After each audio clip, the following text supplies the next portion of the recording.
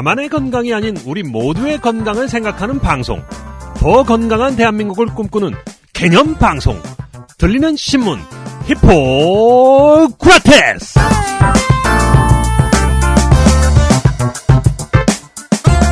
안녕하세요. 들리는 신문 히포크라테스 청취자 여러분, 박쌤 박재영입니다. 2014년 갑오년의 해가 밝았습니다. 새해를 맞아서 히구라 청취자분들과 기존과 다른 만남을 가져보는 게 좋을 것 같아서 고민하다가 신년 특집 마련했습니다. 특집인 만큼 기존 히구라와는 진행 방식부터 편성 내용까지 모두 달라진 모습으로 찾아갑니다. 또한 오늘 김변 안 오고요. 대신 나는 의사다 MC인 양광모 편집국장이 저와 함께 하겠습니다. 아, 예. 감사합니다. 소개 감사합니다. 저 양광모입니다. 기억하실지 모르겠지만 저도 히구라 시즌 1, 시즌 2에서 고정 패널로 장기간 참여했었는데요. 오래간만에 히구라에서 인사드리니까 기분이 새롭네요. 오늘 양깡과 제가 히구라에서 만난 이유는 오늘의 주제가 아주 양깡하고 좀 관련이 있는 내용이기 때문입니다. 저랑 관계가 있나요? 저보다는 양깡하고 훨씬 관련이 있는 얘기 같습니다. 네. 원래 오늘 주제가 청진기가 사라진다. 요런 내용으로 잡으려고 했었습니다, 사실. 네, 청진기가 사라진다. 에릭 토폴이라는 사람이 쓴 책 제목이고요. 우리 청년의사에서 그럼요. 네, 번역이 특히 잘 된. 네. 그렇죠. 번역자가 제가 번역했다는 얘기는 뭐 안 들려드리겠습니다만은. 네, IT와 의학이 융합해서 앞으로 의료의 패러다임이 어떻게 바뀔 거다 이런 거를 이제 소개하는 내용의 책이었는데요. 오늘 저희가 다룰 이 주제가 바로 이 의학의 미래, 그리고 IT와 의료가 만났을 때 어떻게 될 건지 이런 거를 좀 다뤄보도록 하겠습니다. 콕 집어가지고 주제가 뭔가요? 오늘의 주제는요. 갤럭시 기어와 의료가 만났을 때입니다. 내용이 딱 와닿진 않는데 갤럭시 기어는 손목에 차는 그런 시계 아닌가요? 그거가 의료하고 어떻게 만날 수 있을까? 좀 생각이 드는데 일종의 웨어러블 디바이스라고 하잖아요. 우리가 손목에 차는 장비, 시계 같은 것들을. 그래서 이런 스마트 기기들이 의료하고 어떻게 접목이 될 수 있느냐, 이거에 대해서 한번 논의를 해보자라는 시간을 가져봤습니다. 네, 그러니까 갤럭시 기어라고 저희가 아까 말을 했지만 사실은 웨어러블 디바이스와 의료의 만남이 오늘의 진짜 주제이겠습니다. 근데 웨어러블 디바이스, 입는 도구, 입는 컴퓨터 이렇게 말하면 좀 잘 이해가 안 가실까봐 웨어러블 디바이스의 대표라고 할 수 있는 갤럭시 기어. 구글 글래스도 있지만 그래도 이왕이면 삼성이 광고는 안 하지만 우리 방송에 광고할 수도 있으니까 할 수도 있으니까 삼성 갤럭시 기어와 의료가 만났을 요즘 때 광고 많이 하던데. 그러니까 좀 해주지. 이거 듣는 분들 구매력도 좀 괜찮은데 말이죠. 그러니까요. 어쨌든 오늘은 이 웨어러블 디바이스와 의료의 관계에 대해서 이야기하는 시간을 가져보려고 합니다. 그래서 이 분야의 최고 전문가 두 분을 이 자리에 모셨습니다. 네, 서울의대 김주환 교수님, 성균관대 조광수 교수님 자리하셨습니다. 안녕하세요. 안녕하세요. 안녕하세요. 예. 안녕하세요. 네. 김주환 교수님 아주 유명하신 분이지만 그래도 간단하게 소개를 좀 해드리겠습니다. 서울의대를 졸업하신 의사시고요. 김주환 교수님이요? 네, 정신과 전문이십니다. 서울의대에서 브레인 이미징 이런 것으로 박사를 하셨고요. MIT에서 공학 석사를 하셨습니다. 공학을 전공하셨네요. 네, 바이오메디칼 인포메틱스. 네, 이것을 공부하셔서 석사학위를 따셨고요. 하버드 의과대학에서 조교수를 지내셨고 한국에 오신 다음에는 서울의대에서 교수로 쭉 일하고 계시고요. 지금 현재 바이오메디칼 인포메틱스 정보의학을 담당하고 계십니다. 그리고 서울의대에서 정보의학 실장을 맡고 계시고 대한의료정보학회 이사장, 또 시스템 바이오 정보의학 연구센터 소장 등을 맡고 계십니다. 일단 청취자분들이 목소리를 인지해야 되기 때문에 김주환 교수님 직접 한번 인사를 좀 제대로 해주시죠. 안녕하세요. 김주환입니다. 예, 짧고 굵게 인사해 주셨는데요.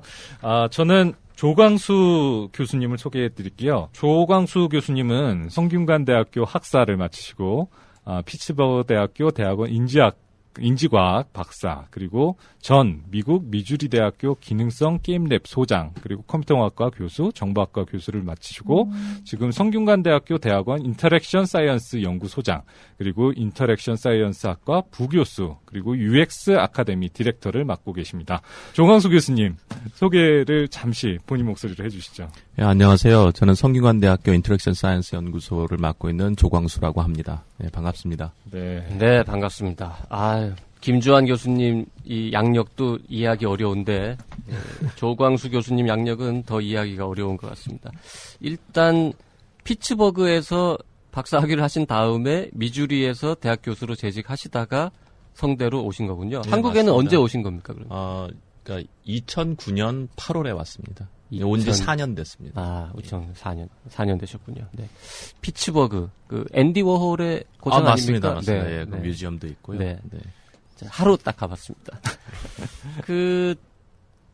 일단 인터랙션 사이언스 학과라는 게 저는 있는 줄도 몰랐는데요. 이게 뭐 하는 과인지에 대해서 짧게 좀 설명해 주실 수 있을까요? 네, 저희가 오면서 만들었고요. 그 정부에서 했던 월드 클래스 유니버시티라고 하는 과제를 받아서 학과를 만들었는데 학과 전체에서 기계 또는 뭐 시스템 또는 어떤 소프트웨어와 사람이 어떻게 상호작용하는가를 연구하는 전문 학과입니다. 네, 그러니까 사람과 기계가 그렇죠. 어떻게 상호작용하는가. 예를 들어서 뭐 어떻게 아이폰을 쓰나, 어떻게 뭐 갤럭시 기어를 만들어야 되나, 또는 메디컬 디바이스들은 메디컬 의료 장비들은 어떻게 해야 사람들이 쉽게 쓰고 사고도 안 일어나고 뭐 행복하고 편하고 뭐 이런 등등 이런 거. 그런 거를 공부하셨으면은 삼성이나 LG 같은 데 가시면은 대학에 계신 것보다 연봉을 훨씬 많이 받을 수 있지 않나요? 돈은 많이 주겠죠. 근데 네. 왜 안 가셔요? 부른 적이 없었어요. 안 불러줘서? 네, 농담입니다. 부른 적이 있는데, 이건 굉장히 민감한 질문이에요. 네. 그러니까 불렀지만 뜻한 바 있어서 후학을 양성하고 계신 걸로. 네. 사실이고요. 네. 김주환 교수님도 정신과 하신 다음에 미국 가셔서 MIT 공부하신 거죠? 네네. 네.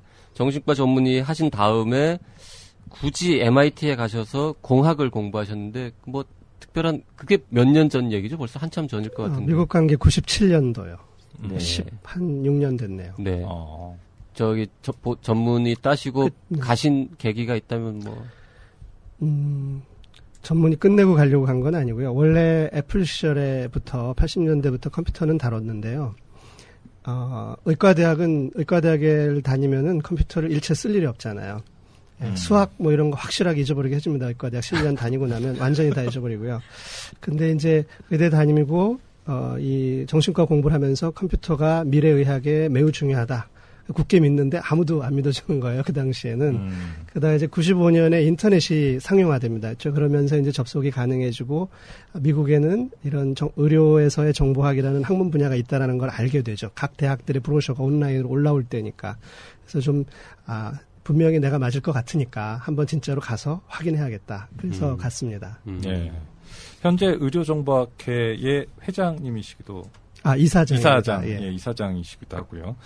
어쨌든 한 분은 의사면서 IT 등 정보의학에 관심이 있으신 분이고 다른 한 분은 비의료인이면서도 인지과학 분야의 전문가이십니다.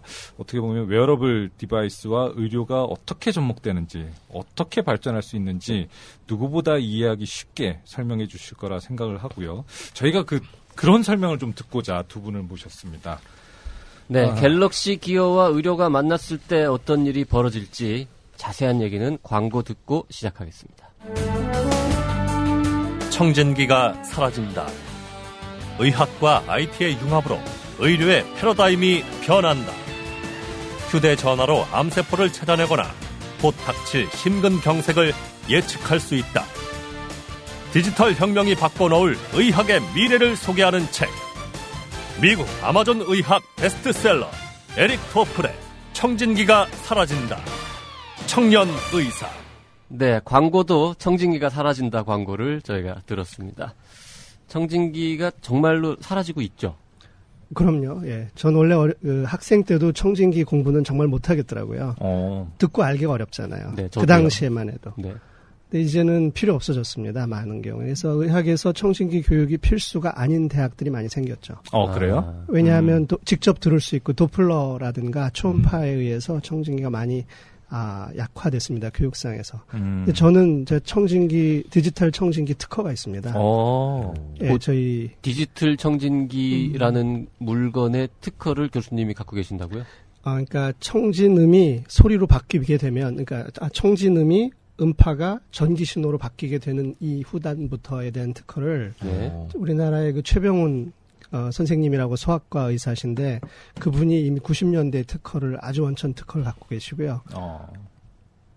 그 다음에 후에 제가 그걸 도와드리면서 것들을, 몇 가지 추가된 특허를 갖고 있습니다. 알고리즘을 그 특허가 이제 쓸모가 없어질까봐 걱정이죠.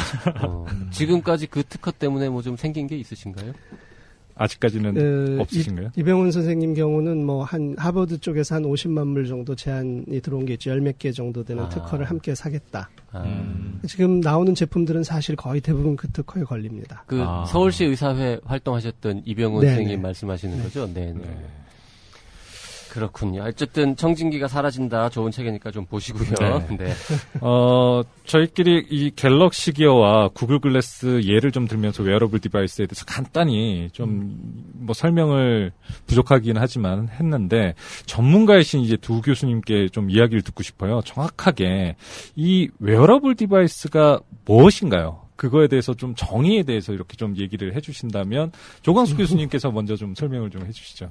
네, 그 말이 어렵긴 한데요. 웨어러블 디바이스는 입는 거잖아요. 네. 몸에 붙이는 것에 컴퓨터가 붙은 거죠. 그러니까 모자, 뭐 양말, 뭐 목걸이, 귀걸이, 반지, 뭐든지 여기다가 컴퓨터 같은 컴퓨팅 기기가 되면 이거는 웨어러블 기기라고 부르죠. 그러다 보니까 뭐 허리띠에서 복부 지방을 측정해주는 뭐 스마트 허리띠 그런 것도 가능하군요. 그럼요. 예. 구글 글래스 그것도 있고 또 수경도 있어요. 스마트 물안경. 그래가지고 수영을 하는데 얘가 제 심장 박동을 측정해 준다거나 운동을 심하게 하고 있다, 덜 하고 있다, 뭐 이런 거. 저 앞에 혹시 저 앞에 상어가 나타난다. 그렇죠. 그런 것도 할 수 있죠. 할 수 있어요. 그것도 진짜로. 실제로 가능합니다. 근데 얼마나 상용화 실용화 되는 건 뿐만 아니라 그 다음에 모토로라 HC1 같은 경우는 이미 서비스를 시작한 지 꽤 됐어요. 그런데 이제 제가 구글 글래스 같은 건데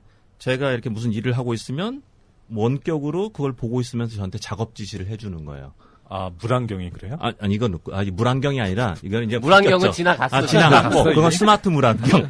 이거는 모토로라 HC1. 그래서 이거는 안경인데 이 안경을 제가 보고 있으면 다른 곳에서 제 안경을 통해서 같이 보는 거죠. 그리고 저한테 업무 지시를 하는 거예요. 그럼 뭐 별로 좋은 기계 같진 않네요. 근데 상용화가 돼가지고 많이 쓰이죠. 그러니까 이게 의료 장면에서는 뭐 초보 의사가 수술을 할 때 수술 지시를 하실 수도 있고 또 공사할 때 할 수도 있고 전기 시설 고칠 때도 전문가는 뒤에서 할 수 있고 슈퍼바이저를 네, 이게 500불 정도 하거든요. 500불밖에 안 해요? 생각보다 굉장히 싼데요? 서비스는 비싸겠죠. 장비는 장비가 별로. 그래서 이런 것들 여러 가지가 있습니다. 김주환 교수님 웨어러블 디바이스를 뭐 조금 다른 식으로 설명하실 수 있을까요? 지금 뭐 워낙 잘 설명해 주셨고요. 제가 좀 다른 관점에서 말씀을 드리면 도구인데 인간이 여러 가지 도구를 사용하지 않습니까? 근데 도구 중에 너무 가까워져서 늘 가지고 다녀야 되고 아예 입고 자기 몸의 일부처럼 된 것이 웨어러블 디바이스다 이렇게 말씀드릴 수가 있어요. 그래서 도구라는 게 원래 도구에 대해서 신경 쓰지 않고 도구를 신경 쓰지 않고도 자기가 하는 일을 수행할 수 있어야 제일 좋은 거다 이런 철학 관점이 있거든요. 그래서 웨어러블 디바이스는 옷이 원래는 도구였겠죠. 옛날에는 굉장히 불편했을 거고. 근데 그게 이제 거의 피부가 됐고요. 안경도 처음엔 불편했겠죠. 이제 안경 낀 거에 대해서 불편함을 못 느끼고 우리 몸에 갖고 다니는 게 대부분 비슷하시잖아요. 뭐 지갑 하나 있고 뭐 열쇠키 하나 있고 반지 하나 끼고 안경 하나 끼고 옷 하나 있고 되게 비슷하시잖아요. 그것이 다 우리가 입는 것이다 이렇게 정의를 하고요. 거리가 아주 가까워져서 이제 나하고 떼놓기는 어렵고 그렇다고 내 몸속으로 집어넣긴 그렇고 그런 것들은 다 웨어러블입니다. 그러니까 거기에 생명을 불어넣어서 컴퓨터에 그렇게 되면 다 웨어러블 디바이스다 이렇게 말씀드리는 것도 한 방법이 될 것 같습니다. 그러니까 원래 고전적인 안경도 사실 웨어러블 디바이스이긴 한데 그때는 우리가 그렇죠. 그런 용어를 안 썼던 거고 이제 컴퓨터가 뭔가 들어간 디바이스들에 대해서 주로 웨어러블 디바이스라고 이제 쓰는 셈인 거죠. 그렇죠. 네. 근데 이게 굉장히 중요한 의미를 지니게 된 게 저는 이거 다 기기잖아요. 그런데 이제 웨어러블 디바이스가 특히 의미를 갖게 된 거는 여기 이 웨어러블 디바이스는 최초로 우리가 센서를 부착하고 다닐 수 있게 된 거예요.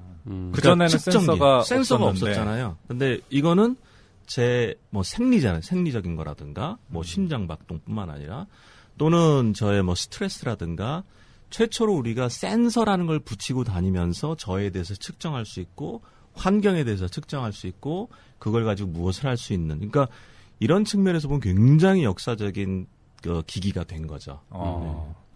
그 앞서서 소개해 주신 게 지금 안경, 뭐 물안경이나 그냥 안경이나 뭐 갤럭시 기어 그렇죠. 같은 이렇게 스마트워치, 손목에 시계. 차는 거 그것도 말고도 이렇게 좀 스마트 이런 웨어러블 디바이스라고 할 수 있는 것들이 뭐 다른 예가 있나요? 지금 허리띠도 예를 들어 주셨는데 네. 신발, 같은 것도 그렇죠. 신발. 네이, 뭐 예. 신발은 어떤 기능이 추가될 수 있나요? 주로 운동에 관한 걸 여러 가지 운동성을 체크하고 위치라든가 그렇죠. 뭐 위치, 뭐, 나이키, 예. 그럼 많이 있죠. 그러니까 몸에 붙일 수 있는 거기 때문에 몸이 운동하는 것뿐만 아니라 제가 갖고 있는 여러 가지 뭐 체온에서부터 시작해서 아직은 거기까지는 가지 않지만 그런 가능성이 굉장히 높죠. 예. 지금 그 구글 글래스, 갤럭시 기어 말고 우리가 제일 잘 뭐라 그러죠? 보편적으로 세상에 가장 널리 퍼진 웨어러블 디바이스는 또 뭐가 있을까요? 지금 뭐 사람들이 제일 많이 쓰는 거는 퓨얼밴드, 나이키의 퓨얼밴드, 그래서 만보개, 만보게. 예, 뭐 이런 거, 미스핏 샤인. 지금 그거 실물인가요? 네네 실물이에요. 저희가 보이는 라디오가 아니라서 보여드릴 수는 그렇구나. 없는데 예. 손목에 뭔가 시계 같은데 저 시계판이 전혀 없는 네, 이상한 네. 거 다 차고 시계도 계신데요. 돼요. 이렇게 하면 뭐 돌아가기도 하고. 네. 그래서 이런 것들이 지금 많이 퍼져 있어요. 네. 그런 게 가격이 어떻게 되나요? 이거는 얼마 주셨더라? 저희가 하도 여러 가지 사니까 한 20몇만 원대요. 25만 원 중반인 것 같은데. 그 조광수 교수님은 얼리 어답터시겠어요? 얼리 어답터라기보다는 프리테일러에 가깝죠. 프리테일러는 전문 용어입니다. 더 어려운 개념이니까. 얼리 어답터는 상품이 나왔을 때 구입하는 사람은 얼리 어답터라고 하고 요새는 뭐 킥스타터나 이런 것 때문에 제품이 나오기 전에 구입하는 베타 사람들이 테스트. 생겼어요. 네. 그래서 이제 그 컨셉이 좋으면 저희가 돈을 내고 뭐 투자를 한다는 개념인데 얘네들은 네. 그걸 보내주죠. 그래서 프리테일 개념이 생겼습니다. 그래서 그런 거를 빨리 얻어서 어떻게 돌아가는지 보고 뭐 저도 재미있고 네. 이런 걸 하죠. 예. 네.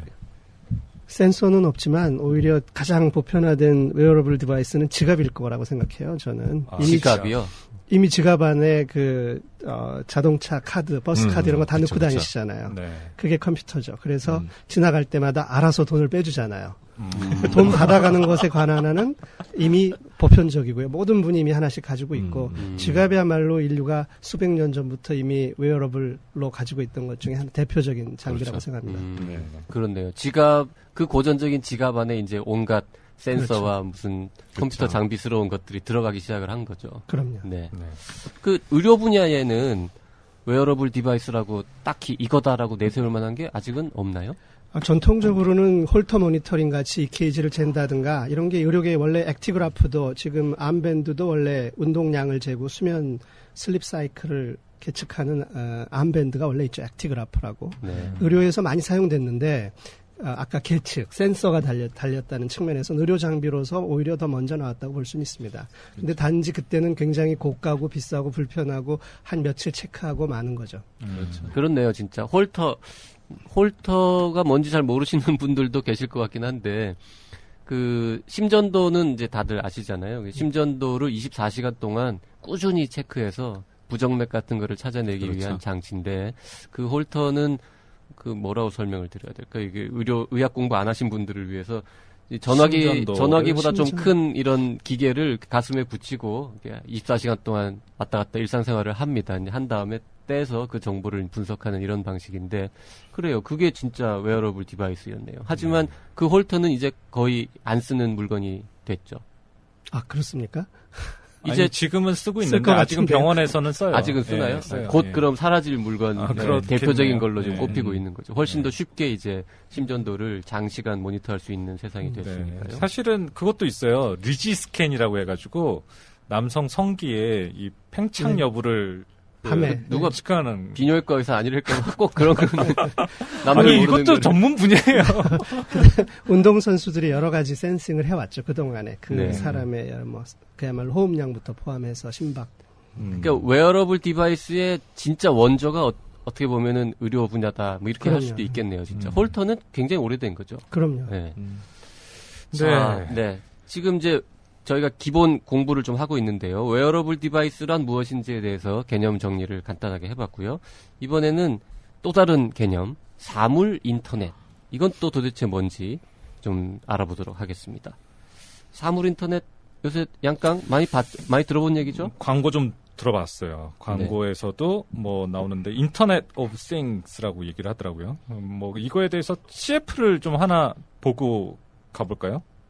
청취자분들의 이해를 좀 도울 수 있을 네. 것 같은데. 이 광고 다 들어보셨을 텐데요. 직접 들어보시겠습니다. 자동차가 건넨 이야기를 스마트폰이 이해하도록, CCTV가 듣는 이야기를 가로등이 이해하도록, 텅 빈 사무실이 하는 이야기를 전등이 이해하도록, 식물들이 하는 이야기를 비닐하우스가 이해하도록, 당신의 똑똑한 오늘을 만듭니다. SK텔레콤. 들려주 말 정도로 퍼져 있나 보네요. 네. 와, 참 회사가 대단해요. 그 돈을 다 뜯어다가 통신비 뜯어다 내는 거잖아요, 그렇죠? 그걸 낮춰서 통신료를 낮춰야 되는 거예요. 아니 명확하게 재밌는데요? 통신비를 낮춰야 되는 거예요. 그래서 지금 다 녹음되고 있는 거 아시죠, 지금? 그건 제 주장입니다. 이제부터 주장할 생각이고요. 그러니까 길도 그 남산의 터널 뚫으면 통행료 받지 않습니까? 그렇지만 많은 작은 길들은 조상들이 다 내놓은 길은 통신을 이동하는 것에 돈을 받지는 않죠. 그처럼 네네. 통신도 지금 이제 기본권에 해당하기 때문에 이동의 자유가 기본권인 것처럼 특히 어린아이라든가 청소년들은 지금 기초통신료를 스스로 낼 능력이 없잖아요. 그러니까 최소량의 통신, 어떤 한 달에 어느 정도는 무료화하는 것을 우리나라가 제일 먼저 시행하면 이 싱어브 인터넷도 그렇고 모든 게 획기적으로 발전할 거다. 저는 그렇게 생각합니다. 네, 저도 마찬가지예요. 자, 그러면 사물 인터넷 얘기 하지 말고 우리 SK텔레콤 통신료 어떻게 인하할 수 있나 이 얘기를 좀 해봐야 될 것 같은데. 아니, 일단은 아니, 얘기를 그렇게 되면 너무- 인하하는 게 아니라 내긴 내야죠. 그 대신 광고료보다 그쪽에 좀 써주시면 되죠. 일단은 뭐 지금 얘기가 너무 앞서가가지고 지금 청취자분들이 이게 무슨 얘기인가 싶을 텐데 일단 사물 인터넷이라는 얘기를 하려고 지금 이 광고를 일부러 들은 건데요. 광고 얘기 듣다 보니까 지금 얘기가 새가지고 통신료 자체를 낮춰야지 된다라고 이제 김정 교수님은 앞서서 얘기를 하신 건데 그 전에 다시 돌아가면은 낮춰야 된다고 안 했는데. 낮추는 것이 이제 최소에 바람직하다? 대해서는 무료화해야 된다. 아예 최소량은 무료. 고급은 충분한 비용을 받아도 예, 예. 그러니까 조금만 쓰는 사람은 무료잖아요. 어쨌든. 네. 그렇죠. 네. 예. 그래서 사물 인터넷이 무엇이냐에 대해서 얘기를 짚고 그 얘기 조금 더 네. 진행해보도록 하죠. 이게 사물 그러면 인터넷입니다. 예. 사물 인터넷에서는 김재환 교수님 그 사물 인터넷이 무엇인가요? 그거에 대해서 정의를 좀 내려주신다고 하면 어떤 게 예전에 있을까요? 이런 농담이 있었잖아요. 인터넷에서는 채팅을 하면 내가 사람하고 채팅하는 중인지 상대편에 있는 게 개인지 알 수 없다. 뭐 이런 얘기 있었잖아요. 네. 이제 앞으로는 내가 채팅하고 있는 상대가 물건인지 기계인지 알 수 없게 된다. 이게 뭐 사물 인터넷이죠. 그러니까 사물 인터넷은 인터넷의 모든 장비들이 연결되는 것, 개체로서 그것을 얘기하죠. 제가 생각하기에 제일 좋은 예제는 이런 것 같아요. 접시를 연결해야 돼요, 인터넷에. 네. 왜냐하면 원래 그 접시를 닦다가 미끄러지면 떨어져서 깨지잖아요. 깨지면은 이 시어머니가 와가지고 얘는 칠칠 맞게 주의력이 부족해서 접시를 떨어뜨려서 깨트렸다 이렇게 얘기를 하게 되잖아요. 근데 사물 인터넷의 관점에서 보면은 사실은 접시가 좀 더 똑똑해져 갖고 연결이 돼서 접시가 떨어지면 안 되죠, 일단. 떨어지면 안 돼. 그렇죠. 그리고 네. 왜 떨어지고 깨져요? 사람을 위해서 접시가 일을 해야죠. 예를 들면. 그러니까 접시는 알아서 미끄러지지도 않았어야 되고 떨어져도 깨지지 않았어야 되는 근데 거죠. 떨어질 뻔 했는데 그 정보가 시어머니한테까지 가는 거죠. 그래서 깨지진 않았는데 시어머니가 떨어뜨린 건 아는 거죠. 다 그러면 연결되면. 더 좋은 그 업그레이드된 접시를 사셔야 되는 거죠. 또 다른 예는 커넥티드 카, 연결된 자동차 그런 것 같아요. 그러니까 그 사물의 인터넷은 물건도 인터넷을 쓴다라는 뜻 아니에요. 네. 지금 인터넷 사람이 있으면 사람이 기계랑만 하는데 예를 들어서 커넥티드 카는 그러니까 우리가 운전을 할 때 자동차가 사실은 이게 고립된 거잖아요.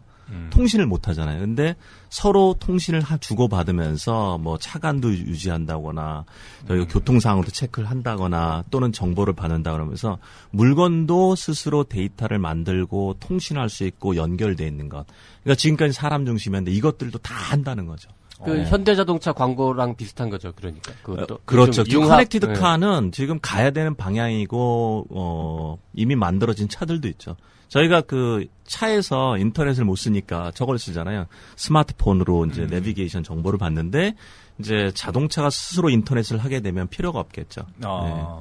그렇게 하면은 운전하는 도중에 사실은 운전도 차가 할 수도 있는 거네요. 그렇죠. 인터넷이 다 되면 그렇죠. 무선 자동차가 그렇죠. 되는 거네요. 예. 그렇군요. 그 사물 인터넷이라는 게 이제 아까 김 교수님 말씀하셨지만 인터넷 오브 띵즈라는 단어를 번역한 건데 이 번역에 대해서는 어떻게 생각하세요? 좋은 번역인가요? 아니면은 만물 인터넷이 날 것 같아요. 만물 인터넷. 만물 괜찮네요. 예. 그 어디 가서 얘기하신 적 있으세요? 그 말을? 지금 생각났어요. 지금 생각나요. 아니 저도 청진기가 사라진다 번역할 때 그 인터넷 오브 띵스라는 그 말을 어떻게 번역할 건지를 막 고민하다가 찾아봤더니 다른 사람들이 몇 가지 용어를 막 쓰고 있더라고요. 근데 그 중에서 제일 그래도 이해하기 쉽고 그럴듯하다고 생각했던 직역한 거 아니에요? 그걸 사물 싱을 인터넷이라고. thing을 네. 복수화해서 사물을 things thing을 죠. 번역한 다음에 things라고 한 것 같은데 things는 사실 여기서 모든 만물이라는 뜻이니까 네. 그래서 아니 그냥 저도 단순히 그래서 복수로 번역하십니다. 사물 인터넷을 말을 뭐 제가 쓴 건 아니지만 그 여러 개의 용어들 중에서 후보들 중에서 저도 사물 인터넷이라는 용어로 번역을 했는데 만물 인터넷 만물로 한번 그거 밀어보시죠. 좋은데요? 예. 지금이라도 한번 네. 밀어볼까요? 만물 이 인터넷. 커피 잔도 문제예요. 이게 벌써 식었어요. 차고 맛이 없어졌어요. 이 커피가 네. 지가 알아서 따뜻하게 데워야 되는데 네. 예, 그러면 연결이 안 돼서 그렇습니다. 그럼 커피 한 잔에 한 85,000원 정도 하지 않을까요, 혹시? 이게 몇 억 잔씩 팔리기 때문에 가격은 떨어뜨릴 수 있습니다. 모든 공학 제품은요. 네. 비용 제로로 가는 거예요. 대량 생산을 하게 되면. 그래요. 나중에 그런 얘기는 좀 이따 다시 한번 할 수 있을 것 같고요. 네. 그 얘기를 하다 보니까 어떻게 보면 웨어러블 디바이스와의 차별점이 뭔가 또 좀 궁금해요. 웨어러블 디바이스도 인터넷에 연결이 되지 않나요? 그런 부분 어떤 부분이 같고 다르다라고 얘기하실 수 있나요? 인터넷이 연결된 물건 중에서 몸에 붙어야 웨어러블인 거 아닐까요? 물론 그렇겠죠. 그렇죠. 예. 예. 좀 차별점을 얘기해 주세요. 예. 김재원 교수님부터 얘기를 해 주시죠. 그 사물 인터넷은 그 객체화된 사물이라서 타자죠. 남이고요. 네. 다른 사람인데 나하고 인터랙션하는 다른 개체인데 나하고 상호작용하는 거고요. 웨어러블은 나의 일부가 되는 겁니다. 네. 다르죠. 다른 사람이 나를 위해서 일할 수도 있지만 나의 일부가 나를 위해서 일하는 거랑 다르거든요. 그것처럼 웨어러블이라는 건 정말 입는다는 건 피부라고 생각하시면 되고요. 네. 나의 일부분이다. 저는 그 차이라고 생각합니다. 그 만물 인터넷 그거는 물건과 물건끼리 아까 그 SK텔레콤 광고 보면은 무슨 비닐하우스하고 식물이 대화하고 뭐 이런 건데 네. 사람하고 물건이 대화하는 것도 만물 인터넷, 사물 인터넷에 해당되는 건가요? 아니면 물건들끼리만 연결되는 거를 인터넷 오브 띵즈라고 하는 건가요? 사람하고 물건하고 연결하는 경우는 조금 다르게 표현하는 것 같긴 한데 어떻게 생각하십니까? 조금 개념이 다르죠. 사실 요 분야의 단점이 명확하게 정의 내리는 걸 안 해요. 네, 그래서 사실 인터넷 오브 띵스라는 말도 굉장히 학술적으로 아주 철두철미한 정의가 있는 건 아니고 대충 그런 것. 네. 그래서 너무 이렇게 그거에 대해서 막 그 구분을 지어가시면 이게 골치 아파져요. 네. 그러니까 사실은 인터넷 오브 띵스는 기존의 인터넷을 사람이 쓰는 거에서 사물들끼리도 쓰는 것으로서 개념이 굉장히 확장된 거잖아요. 네. 아까 말씀드린 것처럼 차끼리도 연결이 되고 뭐 계량기에서 측정된 게 저희한테 올 필요도 없을 수도 있는 거고 그래서 인터넷이라는 네트워크가 바로 그 물건들 자체도 능동적으로 쓸 수 있다. 이런 정도니까 사람이 들어올 수도 있는 거고, 말씀하신 것처럼 네. 뭐 그렇게 구분할 수도 있는 거고. 요 분야는 굉장히 철저하지 않습니다. 미국에 몇 년 계셨어요, 조광수 한 교수님? 13년 테크니컬리. 네. 네. 아니 그 번데기 발음 상당히 그 정말 좋으셨어요. 번데기요? 네. things. 그거요? 이게. 굉장히 자연스럽게. 한국에 있을 때 굉장히 연습 많이 했던 그러니까요. 거예요. 네. 역시 한 10여 년 계셔야 저 자연스러우니까. 자, 세 번째로 개념 하나만 더 짚고 넘어가겠습니다. 뭐 이렇게 자꾸 얘기하나 싶은 생각이 들기도 하는데요. 하나만 더 우리가 짚고 넘어가죠. 사용자 경험, 유저 익스피리언스. 알파벳으로는 UX라고 줄이는 건데요. 조광수 교수님이 특히 이제 UX 분야의 권위자이시니까 이건 또 뭔지 일단 좀 기본 개념부터 가르쳐 주시죠. UX는 뭐 사용자 경험 이런 말을 쓰는데 이 뜻은 사람이 갖고 있는 생각하고 보고 듣고 이런 원리에 맞춰서 제품이나 서비스를 개발하자는 거예요. 저희가 예를 들어서 우리가 볼 수 있는 색깔은 뭐 390에서 750 나노미터라는 그런 게 있잖아요. 근데 이게 어릴 때 다르고 크면서 다르고 노인이 되면 다르잖아요. 그러니까 노인이 되면 사실은 단파 계열의 푸른색은 안 보이듯이 그분들에게 만약에 서비스를 만든다. 그럼 장파 계열로 만들어야 되잖아요. 그러니까 이런 거라든가 또 사람이 생각하고 있는 문화라든가 이런 걸 맞추는 거거든요. 그러다 보니까 아주 중요한 개념이 뭐였냐면 애플이 아이폰을 만들 수 있었던 기본적인 토대가 바로 사람이 쓴다라는 거잖아요. 그러니까 사람을 위해서라는 뜻도 굉장히 광범위하게 쓰이지만 보다 정밀하게는 사람이 어떻게 보고 듣고 생각하냐에 맞춰서 써야지 쓸 수 있는 제품. 뭐 사용하기도 쉽고 안전하고 유용한 것, 뭐 심미적으로 아름다운 것 이런 것들을 하는 거죠. 그래서 미국에서는 사실 이 학문이 나오면서 상당히 오랜 동안 굉장히 고가의 제품이라든가 막 그 비행기 뭐 또는 그 공장 뭐 이런 굉장히 시스템들을 만드는데 많이 썼어요. 그러니까 한마디로 하면 휴먼 팩터라고 얘기할 수 있어요. 사람에 관한 것. 뭐 의료기기도 마찬가지로 의료기기를 아무리 잘 만들어도 사람들이 실수를 할 수도 있는 거고 사람이 실수를 기계가 일으키게 할 수도 있잖아요. 네. 그런 문제를 다루는 게 사용자 경험입니다. 좀 그래도 여전히 어렵거든요. 저희 그냥 일반인 수준에서 이렇게 봤을 때는 딱 잡아가지고 예를 들어서 그 전에 셀폰 쓰신 기억나죠? 네. 셀폰 할 때 안에 들어가면은 메뉴라고 하는 게 있었어요. 네. 그렇죠. 근데 아이폰에서 처음 등장시킨 게 뭐냐면 메뉴를 없앤 거예요. 그렇죠. 그런 것들. 그리고 여러분들 사진 축소할 때 어떻게 하세요? 지금 이렇게 손가락으로 그 투핑거 누가 그렇게 하라고 그랬어요? 잡스가요. 그렇죠. 사진 축소 확대라고 하는 저희 같은 소프트웨어 하는 사람들은 예를 들어 만들면 뭐 두 지점 간의 거리를 잡아서 삼각함수로 계산해서 이 변화량 값을 추해가지고 사진에다가 이렇게 딱 그 값을 주면은 이게 사진이 커졌다 작아졌다 보이는데 사람들한테 이렇게 하라고 그랬어요. 그렇죠. 그다음 다 이렇게 해요. 사람들의 마음을 다 통일시킨 거죠. 그러니까 모니터 보더라도 손가락 그렇죠. 가지고 애들도 이렇게 하고 그러니까요. 그냥 컴퓨터 가도 이렇게 하고 말이잖아요. 이런 게 사실은 기술적인 입장, 오늘 전통적인 기술에서는 별로 중요한 것 아니었어요. 그런데 사람들의 마음을 표준화시키듯이 사람들한테 그렇게 알려줌으로써 사람들은 굉장히 기술을 편하게 쓸 수 있는 거죠. 네. 질문 진짜 궁금해서 그러는데요. 손가락 2개로 사진을 느리고 줄이고 하는 그 기술이 생각이 어려운 거였어요? 아니면 기술 자체가 어려운 거였어요? 둘 다 어렵습니다. 하나는 그 소프트웨어나 공학적인 측면에서는 그런 것은 기술로 인정받지 않았죠. 가치가 없었던 거예요. 하지만 사람한테는 굉장히 가치 있는 기술인 거죠. 그렇기 때문에 이런 기술은 개발도 안 했고 중요하게 생각도 안 했죠.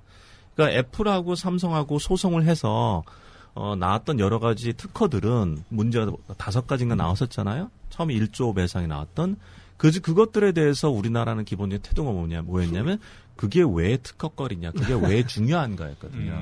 하지만 사용자 입장에서 보면 그건 굉장히 중요한 기술이었어요. 예를 들어서 이렇게 그럼 아까 손가락 왔다 갔다 이렇게 그 핀치 UI라는 것, 사진 축소 확대 이런 것도 있었지만 생각해 보시면 이렇게 스크롤 해가지고 밑으로 화면 내리면 튕기는 거 이런 것도 있었잖아요. 이거는 실제 물리적으로 일어난 현상을 기계 안에 넘긴 거거든요. 근데 사람들은 그거에 대해서 좋다고 얘기를 하지만 엔지니어링 입장에서는 별거 아니었어요. 혹시 그거 이거 더 중요할 것 같다.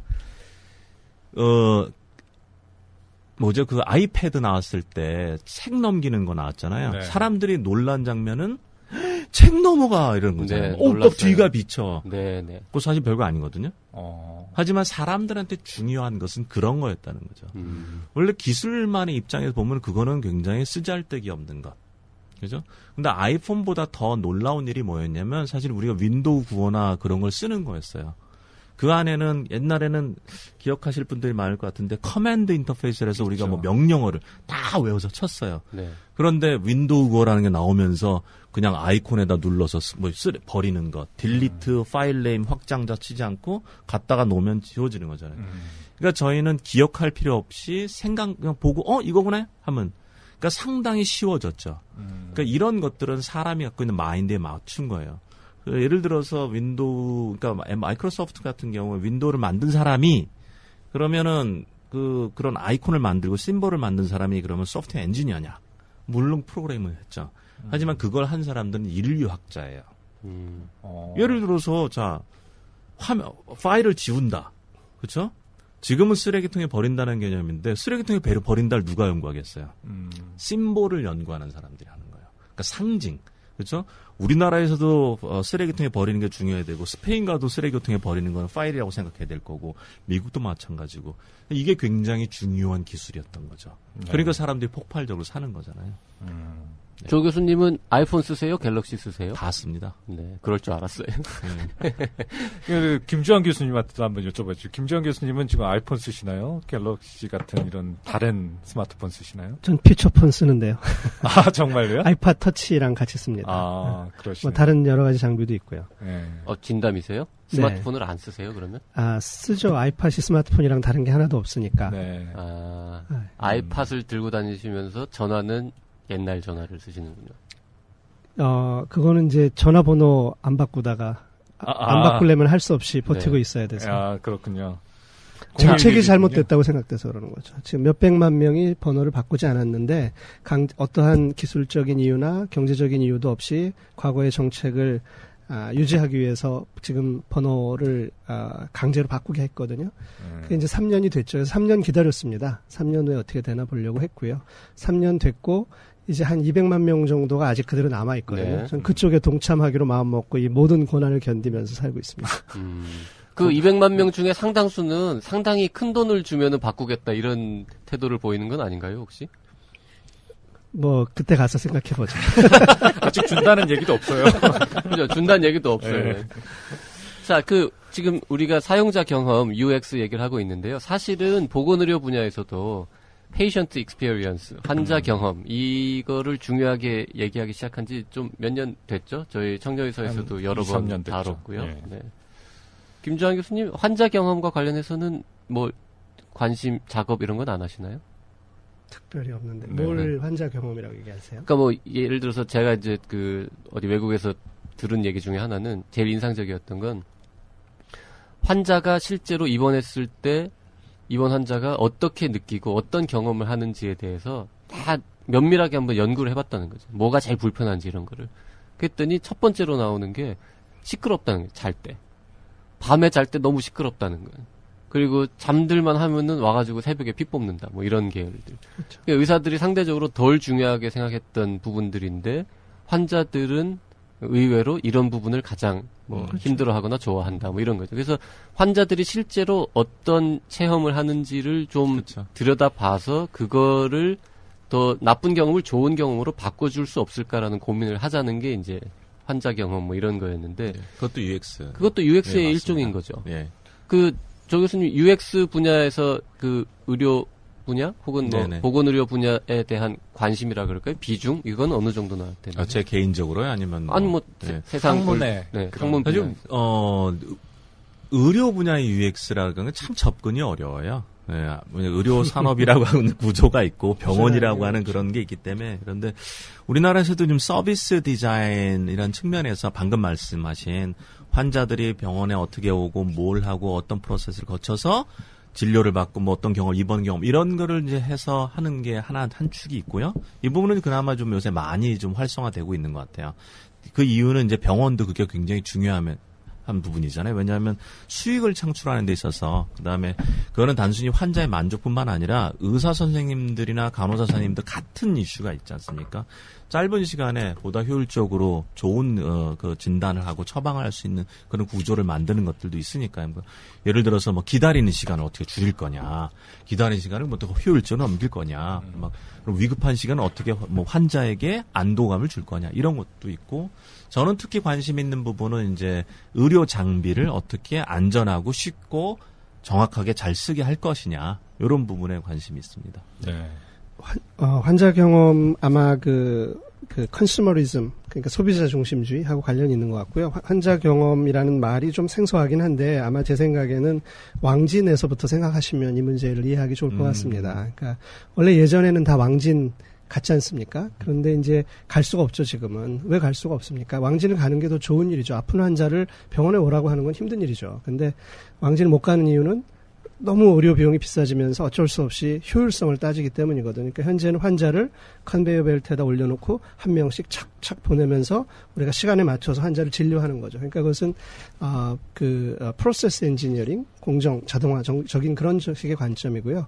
근원적으로 그 사람의 문제를 가서 근원적으로 우리가 다 달려가서 해결해주고 오는 게 옳죠. 그렇다면 환자가 아프면 통째로 병원이 달려가서 천병상 병원이 달려가서 다 치료해주고 싹 돌아와서 왔을 때 가장 완벽한 거죠. 그 사람이 어떠한 그렇죠. 고통이나 이런 걸 느끼지 않고요. 그런 면에서 예를 들면 의학 분업 이런 것도 굉장히 잘못됐죠. 의학 협업을 해야죠. 의학 분업이 아니고. 그러니까 아픈 환자를 일로 가라 저로 가라 이렇게 할 일이 아니죠. 사실은 어떤 형식으로든 의사가 달려오든 약사가 달려오든 간에 문제를 해결해주고 환자 입장에서는 사실 환자라는 말이 그런 면에서 잘못된 거죠. 우리가 아주 이상적으로 생각을 하면 그 사람이 그냥 잠시 일시적으로 아프거나 어떤 문제가 있는 거라면 그 문제를 소비자 관점에서 그 사람이 못 느끼지도 못하는 사이에 해결해 줄 수 있는 그런 방안을 만들어야 되는 거죠. 근데 이제 현재 여러 가지로 제약이 있으니까 비용이나 또 장비도 복잡하고 큰 병원이 실제로 갈 수도 없고 그런 여러 가지 문제 때문에 그 문제를 해결하고 있지 못한데 원래 원칙대로 그 문제를 해결하려고 생각을 하다 보면 많은 아이디어가 만들어질 거다. 저는 그렇게 생각합니다. 네. 그 의학 분업이 아니라 의학 협업을 이어야 한다. 네. 재밌네요. 좋은데요. 당연한 얘기죠. 환자 입장을 한번 대보시면 아마 그 굉장히 불편한 거고요. 그 다음에 우리나라에서 왕진이 지금 불법 아닌가요? 불법이에요? 불법은 아닌데 따로 않나요? 돈 받기는 네, 항목이 수가가 없어서. 자, 의료법상에서 모든 의료 행위는 진료실 안에서만 이루어져야 되는 거 아닙니까? 사실상 아마 엄밀하게 적용하면 법적으로 불법일 것 같아요. 제가 그걸 적용하는 예는 없지만 그게 선한 뜻을 가졌기 때문에. 그러니까 이제 뭐 아까 원격 진료 얘기를 우리가 할까 말까 이런 얘기도 했지만 같은 이야기가 아닐까 그렇게 생각을 합니다. 그럴 수도 있을 것 같아요. 가정 간호 서비스 이제 간호사를 보내는 거는 법에 있는데 네. 네, 의사가 직접 가서 하는 거는 법적으로는 존재하지는 않는 것 같아요. 불법은 아니지만 법에 규정은 없는 뭐 이런 정도인 것 네. 같아요. 네. 청와대에도 그 의사 선생님이 가시지 않나요? 거기는 치외법관이라서. 네. 가장 빠르고 가장 정확하게 의료계의 최신 뉴스와 실시간 접속을 원한다면 바로 여기 앱으로 만나는 청년 의사. 깨알같은 의학 상식, 보건의료계 이슈에 대한 거침없는 해부. 팟캐스트 나는 의사다를 모바일로 만나볼 수 있는 참 좋은 기회. 아이폰, 아이패드, 안드로이드 구분 없이 두루두루 설치가 가능한 청년의사 앱. 지금 바로 설치하세요. 자, 지금 이제 세 가지 개념을 조금 공부를 해봤습니다. 첫째는 웨어러블 디바이스란 무엇인가. 그리고 두 번째 사물 인터넷이란 또 무엇이냐. 그리고 또한 사용자 경험이라는 개념은 또 뭐냐. 이렇게 세 가지를 살펴봤는데요. 자, 이제는 세 가지를 막 섞어가지고요. 자유롭게 더 정신없이 이 얘기 저 얘기 막 하면서 세상이 얼마나 빨리 바뀌고 있는지 또 앞으로는 어떻게 바뀔 건지에 대해서 예측도 하고 고민도 하고 걱정도 해보는 시간으로 마련을 해보겠습니다. 자, 우리 실생활 속에 이런 특이한 새로운 개념들은 과연 얼마나 가까이, 얼마나 깊이 우리 곁에 와 있는 걸까요? 일단은 갤럭시 기어의 판매 대수부터 출발해 보면은 쉬울 것 같은데요. 지금 우리나라에 한 60만 대에서 80만 대 정도, 우리나라가 아니라 전 세계에 전 세계에 한 80만 대 정도 팔렸다라는 것 같아요. 근데 어떻게 생각하시나요? 지금 해외에서는 그래도 비교적 나이키 퓨얼밴드 같은 거 하고 조번업이나 이런 것들이 그래도 그런대로 꽤 많이 팔린 것 같아요. 많이 팔린 것 같은데 국내에서는 아직까지는 그런 반향이 좀 잘 안 느껴지거든요. 그게 뭐 어떤 이유가 있다고 생각하시나요? 근데 그 전에 지금 나이키 퓨얼 밴드하고 조본업이라는 그것도 게 사실 많은 청취자분들은 뭔지 모르실 몰라요. 수 있겠네요. 예, 저도 며칠 전에 알았는데. 네, 한번 그게 무엇인지서부터 좀 조 교수님께서 설명을 좀 해주시겠어요? 나이키 퓨얼밴드나 뭐 저번업 또는 그 미스핏 샤인 이런 거는 기본적으로 만복이에요. 네. 예. 잠깐만, 좀 스펠을 퓨얼 밴드. 예, FUEL. 예, 그러니까 연료 밴드. 네. 예, 그리고 저번 조본업은 BONE. 턱뼈, 조본, 업. 그냥 네. 암밴드라고 하는 게 제일 보통 명사는 아닌가요? 어떻게든 암밴드란 말은 많이 쓰긴 하는데. 둘 다 밴드예요? 예, 조본업하고 퓨얼 밴드는? 조본업은 이렇게 좀 그 플라스틱으로 약간 감기는 스타일이고, 네. 그 휠밴드는 좀 바꿔서 지금은 이렇게 약간 밴드 스타일로 됐지만 이렇게 시계처럼 차기도 그리고 하고. 아까 세 번째는 뭐라 그러셨죠? 이거는 시계 미스핏 샤인은 이렇게 그 끼는 거 스타일. 미스핏? 예, MISFIT. 예. MISFIT? 샤이? 예, 샤인. 빛난다. 샤인. 샤인. 아주 네. 발음이 네. 제가 귀가 안 돼가지고요. 근데 요 세 가지니까 그림이 궁금하신 분은 인터넷에 쳐보시면 바로 이제 이미지가 뜹니다. 예, 그 동네에서 웬만한 전자기기상에서 팔기도 하니까요. 네. 이번에 아이팟 스토어에 가시면 올해 아이팟 스토어에 그 섹션이 하나 생겼습니다. 헬스 앤 피트니스라고요. 그러니까 맞아요. 이제 애플 아이팟 관점에서 볼 때 이 분야를 하나의 큰 섹션으로 보고 이런 모든 제품들이 리스트되어 있죠. 한 10만 원 정도의 가격으로 많은 물건 살 수 있습니다. 지금 말씀하신 그 세 가지는 다 이 손목에 차는 밴드 형태의 물건인 거죠? 그렇죠. 예. 이 뭐 소프트웨어 이름이 암밴드라고 할 아니라. 수도 있고 네, 그렇죠. 네. 이것들은 아까 이제 제가 말을 끊었지만 만복에다. 예, 기본적으로 만복의 역할을 하고 있고요. 아마 이게 나오게 된 배경은 미국 사람들 같은 경우 워낙 조깅이라든가 이거 달리기를 뛰기를 많이 하니까. 비만도 많고. 예, 많이 그게 활성화돼 있어서 이게 나올 수밖에 없었던 것 같고. 그리고 이제 측정이라는 개념에서 아까도 말씀 좀 드렸지만 아직까지 정확한 측정하기는 좀 어려운 점이 있지만 사람들이 일상에서 자기가 하는 걸 측정한다라는 측면에서는 중요하니까 내가 얼마나 운동하고 있는지를 알려준다. 그 다음에 또 하나 개념이 뭐가 있냐면 저번 업에서 시작한 게 아까 수면 상태를 측정을 해요. 예, 그래서 내가 수면에 드는 시간이 얼마나 걸리는지, 얼마나 숙면을 하는지, 또 깨어나는 시간은 얼마나 걸리는지, 그래가지고 이거를 SNS를 통해서 공유를 하죠, 사람들하고. 그래서 자기 이제 보면은 자기랑 수면 패턴이 비슷한 사람이 어딘가에 있죠. 그러면 얘기도 하고 좀 아주 독특한 경험을 나누는. 그리고 이제 그럼 어떤 남자가 저 멀리 있는 여자한테 당신 나랑 수면 패턴이 비슷한데 라고 할 수 있죠. 네. 한번 만나보지 않으련 뭐 이렇게도 할 수 있겠네요. 뭐 이론적으로는 가능하죠. 예, 이론적으로만. 수면 패턴이 비슷한 사람들끼리 한 침대를 쓰면은 좋은 거잖아요, 사실. 그건 제가 모르는 분야여서. 예. 네, 넘어가고요. 민혁이과 교수. 예. 그거는 정신과 선생님한테 여쭤봐야 될 것 같은데요.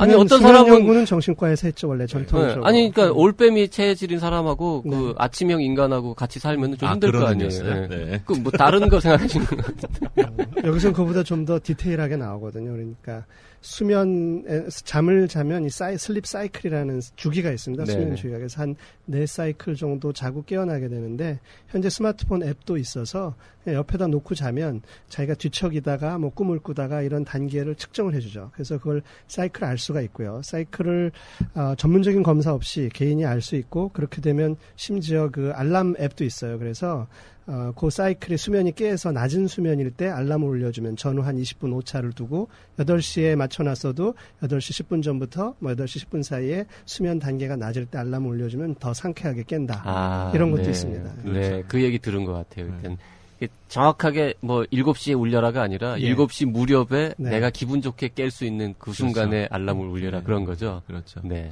근데 이게 참 재밌는 포인트가 그러니까 전에는 일방적으로 서비스라는 걸 했는데 지금은 개인의 데이터를 측정해가지고 그걸 가지고서 적절한 어떤 중재를 한다거나 또는 뭐 충고를 한다거나 그러니까 뭐 가르치기를 한다거나 아니면 좋은 서비스를 그때 맞춰서 해주는 거잖아요. 그래서 이게 지금 새로운 제품뿐만 아니라 새로운 서비스를 하는 걸 만들어내는 것 같아요. 네, 그래서 그러니까 개인 데이터잖아요. 저에 대해서 저한테 딱 맞는 서비스. 이게 지금 새롭게 나오는 서비스들인 것 같아요. 네, 저희가 오늘 다루는 주제는 아닙니다만은 이제 개인 맞춤형 의학 그렇죠. 이런 거를 할 때 이제 지노믹스 그 게놈 의학 이런 게놈 정보 같은 것들도 개인에 맞춰서 그 정보를 바탕으로 뭔가 이제 치료하고 이렇게 가는 것처럼 이런 그 센서를 통해서 그러니까 게놈 정보하고 이런 개인에서 나타나는 어떤 신체 신호 뭐 이런 것들이 다 합쳐지면 더 정밀한 그리고 그렇죠. 더 쾌적한 개인 맞춤형 의학이 가능하겠네요. 그렇죠. 그래서 이런 개념을 quantified self라고 불러요. 네. 제 자아를 정량화시킨다. 저희 연구에서는 헬스 아바타라고 부릅니다. 그렇죠. 연구 진짜. 주제. 네, 맞습니다. 딱 맞아요. 그게 자기 맞아, 자신에 교수님이. 대한 네. 모든 데이터, 그렇죠. 머리끝부터 발끝까지 한 개인에 대한 모든 데이터를 종류가 굉장히 다양하지만 그걸 체계적으로 모아서 그렇죠. 스마트폰에다가 넣는다. 이게 저희가 만든 개념이고요. 그걸 헬스 아바타라고 합니다. 그렇죠. 아, 그 퀀티파이드 셀프. 셀프하고 헬스 아바타는 같은 개념이에요. 퀀티피케이션이라는데 정량화한다. 하여튼 네. 이제 굉장히 그 서양식의 관점인 것 같고요. 예. 근데 아. 저희는 데이터 관점을 주로 얘기했죠. 여기서는 퀀티피케이션, 메저먼트를 얘기했고, 뭐 굳이 따지자면 저희는 뭐 메저먼트이긴 한데 메저 외에도 관찰이라는 게 하나 더 있거든요. 관찰 또는 계측을 하는 거기 때문에 우리는 quantified and observed self가 되겠죠. 전 퀀티파이드 셀프라는 말하고 그 헬스 아바타라는 말을 따로따로 듣고 이제 기본 개념을 접수를 했었는데요. 그게 결국 연결되는 거였군요. 그쪽 사람들이 이걸 좀 모디파이 한 것 같아요. 어쨌든 이 청취자분들이 둘 다 또 이게 뭔지 모른단 말이죠. 아직까지는. 그래서 퀀티파이드 셀프라는 게 뭔지를 조 교수님 잠깐 네. 설명해 줄 수 그러니까 있어요? 간단해요. 그러니까 웨어러블 디바이스라고 하는 입는 컴퓨터는 사실 측정이 가능하잖아요. 근데 지금 이제 여러 가지 가능성들이 많이 있지만 밖에 걸 보면 구글 글래스처럼 뭐 밖을 보면서 하는 것도 있지만 저 자신에 대해서 측정을 할 수가 있잖아요. 근데 측정하는 건 결국 정량화, 수량화 시켜내는 거니까. 그러니까 저에 대해서 이제 아까 김정은 교수님 말씀하신 것처럼 제가 일 개인에 대해서 많은 부분에 대해서 측정을 해서 수량화 시켜내면은 그걸 가지고 뭐에 써먹을 수 있다는 거니까 그걸 이제 퀀티피케이션, 수량화, 정량화라는 개념에서 저에 대해서 계속 측정하고 뭐 라이프 로깅을 한다거나 데이터를 만들어 놓는다 이렇게 생각하시면 될 것 같아요. 그럼 뭐 데이터는 충분히 만들 수 있을 것 같은데 좀 전에 말씀하신 김주환 교수님이 프로젝트 이름이잖아요. 그 헬스 아바타라는 게. 예. 그리고 프로그램의 이름이기도 예. 한 것 같은데 거기에다가 자료를 넣어가지고 어떤 거를 임상적으로 어떻게 활용할 것인지에 대해서도 조금 얘기를 좀 해주시죠. 모든 자료가 그 사람한테 도움이 되죠. 어떠한 자료든. 지금 이제 quantified self라는 말은 굉장히 그 산업적인 측면을 많이 가지신 것 같거든요. 아까 만보계라는 측면에 굉장히 근접하고요. 만보계 자체가 몇 걸음이나 걷는지 계측하는 거 아닙니까? 근데 이제 오늘날 전자 만보계가 된 거죠. 근데 이제 저희 식으로 얘기를 하면 만보계라기보다 전자 다이어리 같은 거죠. 일기장 같은 거죠. 자기에 대한 모든 기록이 살아서 움직이면서 나한테 어떤 피드백을 줄 수 있으면 되니까요. 그래서 퀀티파이 할 수 있는 것도 있지만 그 외에 여러 가지 서술할 수 있는 것도 있거든요. 그러니까 다른 사람이 나한테 뭐라고 한 거. 예를 들면 페이스북에서 누가 나한테 어떤 이야기를 해준 것. 그것도 나의 건강하고 관련될 수도 있죠. 어젯밤에 제가 술에 취해 있을 때 찍어준 동영상이 더 정확할 수도 있고요. 네. 내가 잠자고 있을 때 내가 보여준 슬립 사이클의 잠꼬대 같은 것도 있을 수 있고. 그러니까 그런 걸 이제 개념적으로는 아마 총체적으로 설명할 수 있는 거죠. 제가 말씀드린 건 아주 낮은 수준. 김정은 교수님 말씀해 주신 건 보다 의미 있는 수준. 그 네. 헬스 아바타라는 이름의 그 프로젝트는 지금 어느 단계, 어떤 일들이 지금 벌어지고 있는 건가요? 예를 들어서 청취자분들이 나도 그거 해보겠다 이러면 할 수 있는 건가요? 아니면 저희가 이제 3년 작업을 했고요. 이제 내년부터 우리가 평가를 받고 3년을 연장하거든요. 그러면 내년부터는 공개를 할 계획입니다. 2014년에. 지금 현재는 그러면 연구 단계인. 현재는 아직 그 공개는 안 했기 때문에 쓸 수는 없고요. 시연 정도까지 하고 있고 1월 24일 날 저희가 공개 시연회가 있고 그 이후로 아마 부분적으로 공개 시작할 겁니다. 그 공개 시연회 하고 나면은 청년의사에서 종이 지면이나 이미 다 라디오나 여기저기 통해서 많이 이제 보도하는 걸로 네. 그럴 계획이 있습니다. 3주 정도만 기다리시면 만나실 수 있겠네요. 지금 저희 이 PD 역할하는 송수연 기자가 메모를 보내왔는데요. 저희가 아까 왕진이 불법이냐 이 얘기를 네. 했는데 애매하게 얘기했잖아요. 정확하게 지금 찾아보니까 왕진은 환자나 보호자가 요청하면 할 수는 있답니다. 법적으로. 근데 정기적으로 불특정 다수에게 이걸 계속하면 처벌받을 수 있다는 봐요. 거죠. 네. 그러니까 법이 굉장히 독특하죠. 네. 그러니까 아주 특별한 경우에 하는 거는 인정하는데 전문적으로 난 왕진만 할래라고 돌아다니면 그 사람은 안 된다는. 그 법이 좀 과하지 않습니까? 그러면 이런 서비스 이런 거 잘 안 될 것 같아요. 그때 필요하면은 정말 꼭 필요한 게 있으면 저 법을 또 바꾸겠죠. 의료법은 워낙 자주 바뀌잖아요. 수없이 많이 바뀌는 게 의료법이라서. 1년에 한 2번은 개정이. 1년에 막 2-3번씩 바뀌게. 지금 봄, 여름, 가을, 겨울로 한 번씩 바뀌는 게 의료법이라서. 네. 그러니까 우리가 예전에 90년대 앞으로의 의료는 원격 의료라는 말은 사라질 거다 이런 표현을 썼습니다. 왜냐하면 어차피 모든 의료가 다소간은 원격적인 것이니까. 그러니까 실제로 의료라는 게 환자가 있을 때 의사나 간호사가 24시간 옆에 붙어 있을 수는 없잖아요. 그렇죠. 그러니까 어떤 형식으로든 다양한 방법으로 대리자를 보내고 장비를 사용하고 환자 자신한테 맡기고 해서 원격적인 방법으로 하죠. 전화도 걸고. 근데 이제 이게 굉장히 중요한 사회적인 논란이 됐다는 건 어찌 보면 참 놀라운 현상이다라고 생각을 합니다. 원격 의료에 대해서 그 코멘트를 하셨는데. 네. 원격 의료는 뭐 오늘의 직접 그거야, 주제는 네. 아닙니다만은 네. 관련이 바로 되니까. 예, 얘기 그렇죠? 나왔으니까 좀 나눠보죠, 뭐 얘기를. 원격 의료의 개념도 사실은 불명확하죠. 어디까지가 원격 의료인지. 원격 어차피 모니터링. 예. 환자랑 의사가 붙어 사는 게 아니라면 네. 어차피 다 원격이죠. 그렇죠. 뭐 원격 의료 사실 원격 의료가 뭐 멀리 있는 병원 밖에 있는 환자를 위한 뭔가 서비스를 할 수 있는 것도 있지만 사실 병원 내에도 원격 의료가 충분히 있어야 될 것 같아요. 네. 뭐 진짜 말씀하신 것처럼 의사 선생님이 환자 옆에 있는 게 아니니까 의사 선생님의 수보다는 환자의 수가 훨씬 많고. 그래서 올해 1월 달인가 FDA에서 최초로 그 인증한 텔렉 메디신 디바이스가 있어요. 병원을 작년 위해서. 1월 말씀하시는 거죠, 이제. 올해 2013년. 2010, 그렇군요. 네, 우리가 지금 새해 방송하고 있는 제가 거예요. 이제 해가 가도 이게 맨날 해가 바뀌니까요. 아니, 사실 저희가 지금 2013년 말에 녹음하고 있죠. 네. 방송을 14년에 하지만. 근데 실제로도 네. 사람들이 나이를 물어보면 헷갈려요. 네. 이게 매년 바뀌잖아요, 나이가. 네, 그래서 2013년 1월 달에 까먹어요, FDA에서. 나이. 네. 네. 그래서 나이를 작년 1단위로 바꿔야 돼요. 매일 기억해야 되는. 지금 며칠이나 되셨습니까? 그러면 한 15,000날 정도 지났습니다. 뭐 이렇게 하는 거죠. 그건 띵 오브 인터넷이 다 알아서 답해주죠, 아바타가. 그러니까 최초로 FDA에서 그 승인을 했어요. 병원 내에서 텔레메디슨을 할 수 있는 장비. 그래서 환자 옆에서 그 장비가 붙어 있다가 환자가 필요할 때 의사랑 직접적으로 연결을 시킬 수 있는 이런 것도 굉장히 필요한 장비죠. 원내에서요. 예, 원내에서. 병실에 있는 환자가 그렇죠. 의사 문제가 있으면 연구실에 있는 연결해야죠. 의사랑 연결하는 거예요. 왜냐면 지금은 아니, 밖에 있을 때. 드라마 보면 있잖아요. 환자가 문제 생기고 환자는 모르잖아요. 그럼 누군가 보고 콜 해야 되는데 네. 내가 보고 있다 문제 생기면 콜을 해줄 수 있잖아요. 네, 자, 원격 의료에 대한 이야기 나누고 있는데요. 자, 원격 아시겠지만 바로 얼마 전에 한 2-3주 전에 원격 의료를 반대한다는 캐치프레이즈를 걸고 의사협회에서 대규모 집회도 했고요. 의사협회 회장님께서 목에 얕게나마 칼도 좀 이렇게 긋고 해서 여러 가지 뒤숭숭한 상황이라는 것을 우리 감안하고 약간씩 말 조심하고 원격 의료에 대해서 얘기해야 됩니다. 근데 원격 의료 부분이 글쎄요 어떻게 얘기를 풀어가야 될지 모르겠지만은 김주환 교수님은 원격 의료 이 반대 움직임에 대해서 어떻게 생각하세요?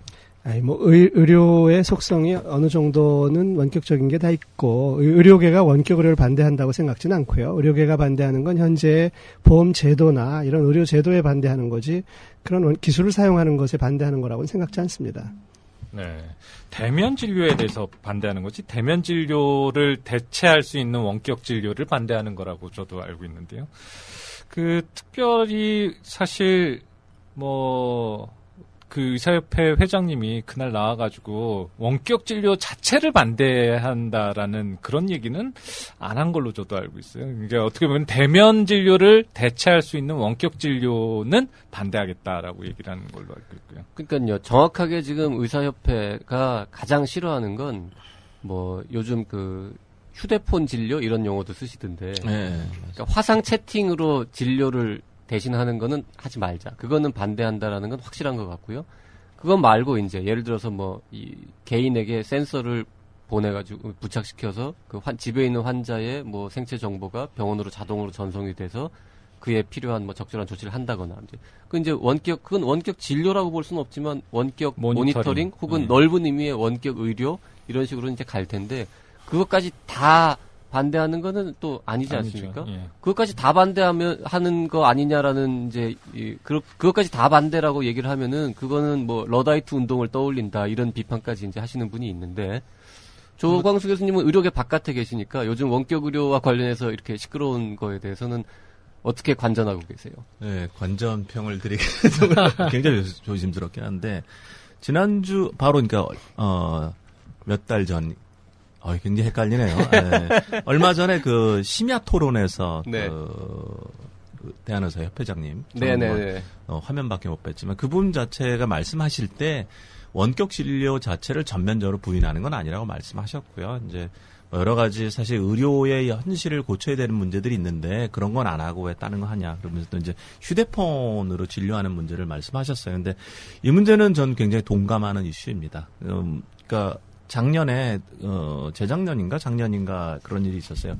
미국 오클라호마에서 그 한 의사 선생님이 스카이프를 통해서 약물 처방한 거에 대해서 제재를 받았어요. 근데 그게 이제 약간 컨트롤드 약물이어서 이제 우리 좀 굉장히 좀 조심해야 되는 약물인데 과다 처방을 하고 그래서 2년인가 자격정지를 받았는데 논란이 굉장히 많이 불어났었어요. 과연 스카이프를 통해서 우리 화상 채팅하는 그 시스템을 통해서 하는 게 잘못된 거냐, 처음 만난 것도 아닌데 또는 그게 뭐 정말 스카이프 때문에 문제이냐 아니면 원래 대면에도 나타나는 문제냐 등등등등 상당히 많은 문제를 했는데 기본적으로 대면에 비해서 다른 정보를 쓰는 건 맞으니까 문제는 분명히 일어날 수 있다는 생각이 듭니다. 더군다나 아까도 이제 김정 교수님 말씀하셨지만 의사 선생님들이 컴퓨터 매니아도 아니고 사실 우리 보면 컴퓨터에 굉장히 멋진 분들이고 또 나이도 굉장히 많으시잖아요. 보통 40대 후반 이러신 분들인데 눈도 잘 안 보이시고 막 이런 분들 많은데 그걸 가지고 한다라고 하면은 오히려 문제도 있겠죠. 그리고 사실 원격 진단이든 뭔가 데이터를 얻는 것도 문제는 분명히 있어요. 그러니까 원격 진료를 하게 되면 환자도 의료 행위에 참여를 하게 되잖아요. 왜냐하면 제가 측정해야 되거든요. 그냥 잘못 측정할 수도 있는 거고 잘못 보낼 수도 있는 거고. 근데 이런 문제는 분명히 있습니다. 그래서 우려하시는 건 맞는데 사실 또 정부에서 얘기하는 듯한 그런 그 사각지대에 있는 분들이 참여할 수 있는 것도 분명히 맞는 것 같아요. 근데 두 부분의 어떤 합일점은 찾아야 되는데 그게 일정 정도 메디컬 UX라는 분야인 것 같아요. 네. 어떻게 하면 환자들이 실수하지 않고 의사 선생님들이 쉽고 또는 의료 서비스를 잘 받을 수 있는지 뭐 비용이라든가 수익이 합일되는 지점을 찾는 거는 중요한 부분일 것 같아요. 그 원격 의료가 뭐 옳고 그르고 이런 거를 떠나서 대한민국에서는 솔직히 대면 진료를 원격으로 굳이 할 필요가 없지 않습니까? 이렇게 좁은 나라에서 그리고 이렇게 의사도 많고 그리고 대면 진료도 2, 3분밖에 안 하고 그리고 그 비용도 굉장히 낮은 이 나라에서 굳이 정부가 그렇게 원격 의료를 하겠다고 세게 드라이브를 거는 거는 다 알고 보면 뭐 아시겠지만 창조경제 뭐 이런 것 분위기에 그냥 휩쓸려서 가는 거 아니냐 뭐 이런 비판이 많은데요. 양강은 어떻게 생각하시오? 좀 그렇다고 생각합니다. 우리나라 1년 외래 방문 건수가 몇 건인 줄 아세요? 지금 몇억 건? 7억 건. 7억 건 정도. 7억 네. 건이고 한 번 외래 방문하는 비용을 계산하면 전체 인구의 평균을 내면 한 사람이 1시간 시간 비용이 기회 비용이 한 8,000원 되거든요. 네. 그래서 KDI 계산 결과에 의하면 2만 원 정도 됩니다. 한 번 방문 비용이. 그럼 2만 원 곱하기 7억 건하면 14조라는 엄청난 숫자가 나오죠. 물론 그 비용은 모든 국민이 나눠서 내는 거기 때문에. 잠깐만요. 지금 그 14조라는 액수에는 의료보험 수가 플러스 교통비 기타 등등 이런 게 포함되는 거죠. 의료보험하고 관련 없이 방문 비용이 시간 비용이 16,000원, 버스값 한 3,000원 하면 2만 원. 의료비는 빼고 의료비 말고 예. 방문에 순수하게 방문에 드는 국민적 기대 비용 네. 기대 비용이 기회 비용이 그 정도 되죠. 네. 그러니까 그걸 줄일 수 있다면 국가적으로는 그거를 뭐 1%, 뭐 2%, 5% 줄일 수 있는 부분은 있겠거든요. 그러면 국민적인 효과는 있는 거죠. 그러나 이제 그것은 모든 비용이 분산돼 있고 뭐 그런 문제가 있죠. 그래서 그렇지만 이게 그렇게 간단한 문제는 아닙니다. 약을 리필하기 위해서 오는 처방 같은 경우에 안 해줄 이유가 없죠. 저희가 지금 원격 의료에 대해서 얘기를 잠깐 나눴는데 이게 이제 웨어러블 디바이스를 다 환자들이 갖고 집에 가 있으면 그 정보를 가지고 뭔가 의료랑 관련된 원격 의료가 이루어질 수 있지 않을까 뭐 이런 가능성이 있기 때문에 잠깐 딴기를 샜습니다만은 원격 의료 얘기는 뭐 복잡하고 더 놀랄거리가 많고 그런 거니까요. 다음 기회로 미루고 아까 하던 얘기를 계속 하시죠. 해외에서는 그래도 아까 김주환 교수님이 얘기했다시피 애플 스토어에서 헬스 섹션이 별도로 나오고 그 카테고리 안에 정말 수십 개의 디바이스를 웨어러블 디바이스죠. 그런 걸 판매하고 있는데 해외에서는 꽤 많이 그래도 활성화돼 있는 것에 비해 한국에서는 뭐 비교적 상대적으로 뭐 제 느낌입니다만 조금 그 정도로 활성화는 안 돼 있다라는 느낌이 드는데 이게 제 느낌이 맞는 건지 뭐 어떤 이유가 있는 건지 그거에 대해서 김주환 교수님 먼저 좀 얘기를 좀 해주시죠. 뭐 여러 가지가 있을 이유가 있겠지만 일단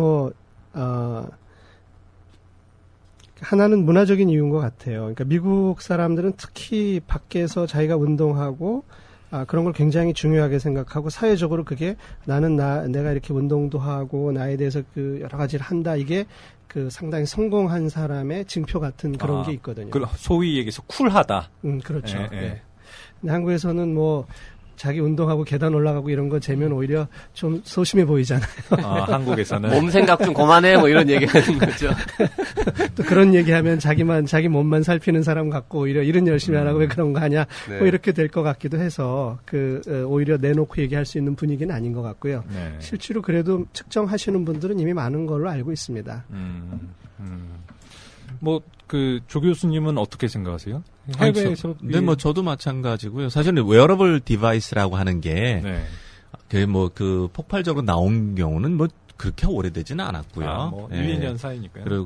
그리고 이제 조금 그 얼리 어답터라든가 이런 분들에 의해서 확산되고 있는 건 사실이지만 미국 사람들도 그렇게 막 다 차고 다니고 그런 상황은 아니고요. 뭐 팔린 거 보면은 그렇게 많이 사실은. 근데 문제는 이제 우리나라는 이제 말씀하신 것처럼 김주환 교수님도 말씀하신 것처럼 뛰는 문화가 상당히 적잖아요. 얘는 뭐 시시때때로 뛰고 나이키 본사 같은 경우는 뭐 그 본사 그 건물 자체를 둘러서 뛰어다니는 문화도 있을 만큼.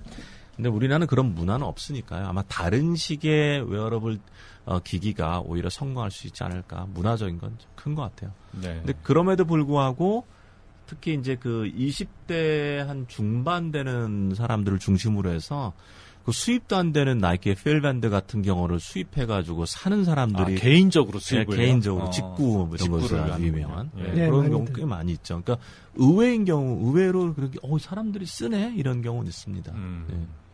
젊은 층에서는 많이 사용하고요. 그 운동을 좋아하는 사람이 아니라 뭔가 이렇게 쿨해 보이는 그렇죠. 맞습니다. 그걸 원해서 하는 거죠 지금. 이게 보이거든요. 저게 뭐야? 막 이러거든요.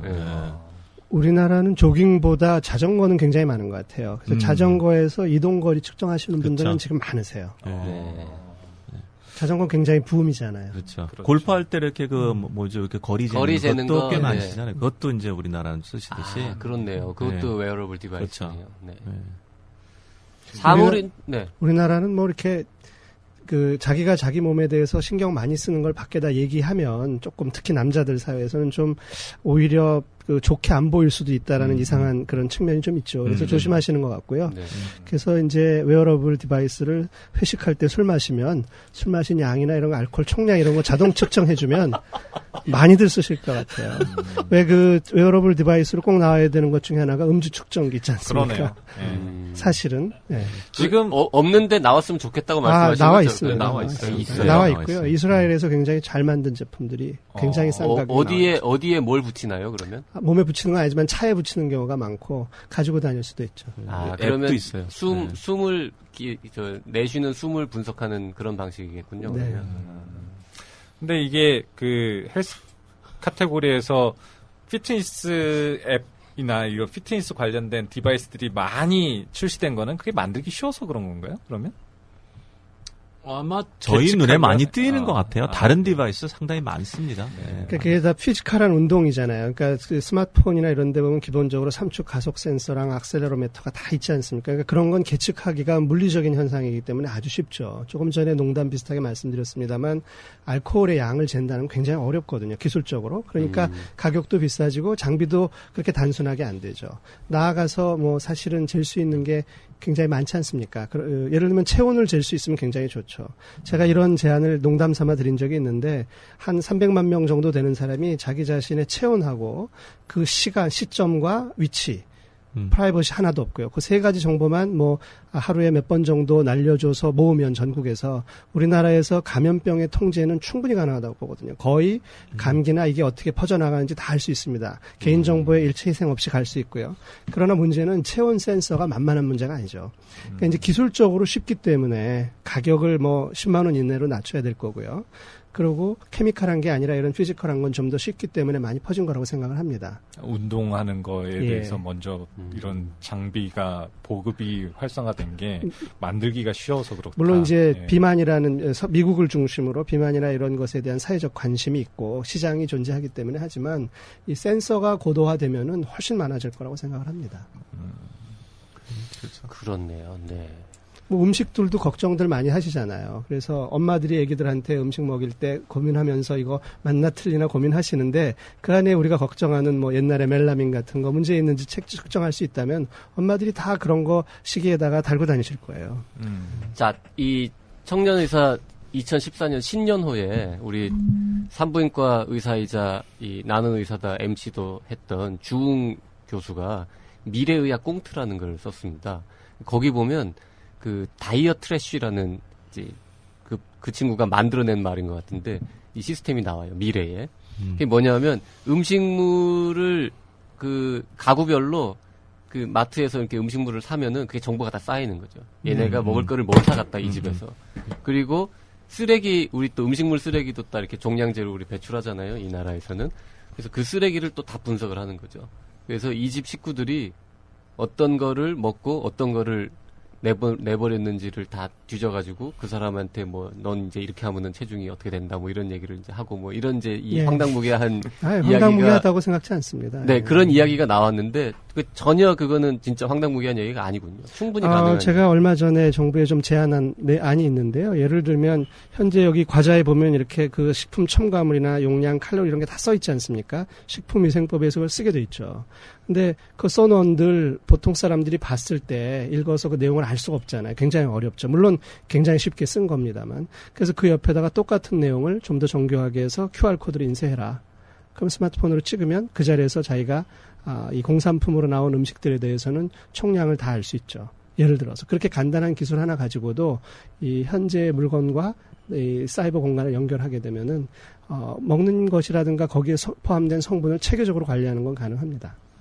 뭐 예를 들면 레스토랑에 가서 메뉴가 있을 때 어떤 뭐 트랜스 지방이 얼마다 이런 거 표기하게 돼 있지 않습니까? 표기에도 우리가 그걸 관리할 방법이 없잖아요. 네. 그러나 거기 있는 내용이 바로 스마트폰으로 들어오게 되면 그러면 체계적으로 쭉 관리할 수 있게 되죠. 그러니까 팔리는 이런 공산품으로서의 이런 음식물, 그 다음에 레스토랑, 그다음에 또 나아가서 다른 음식까지 기술적으로는 다 가능하고요.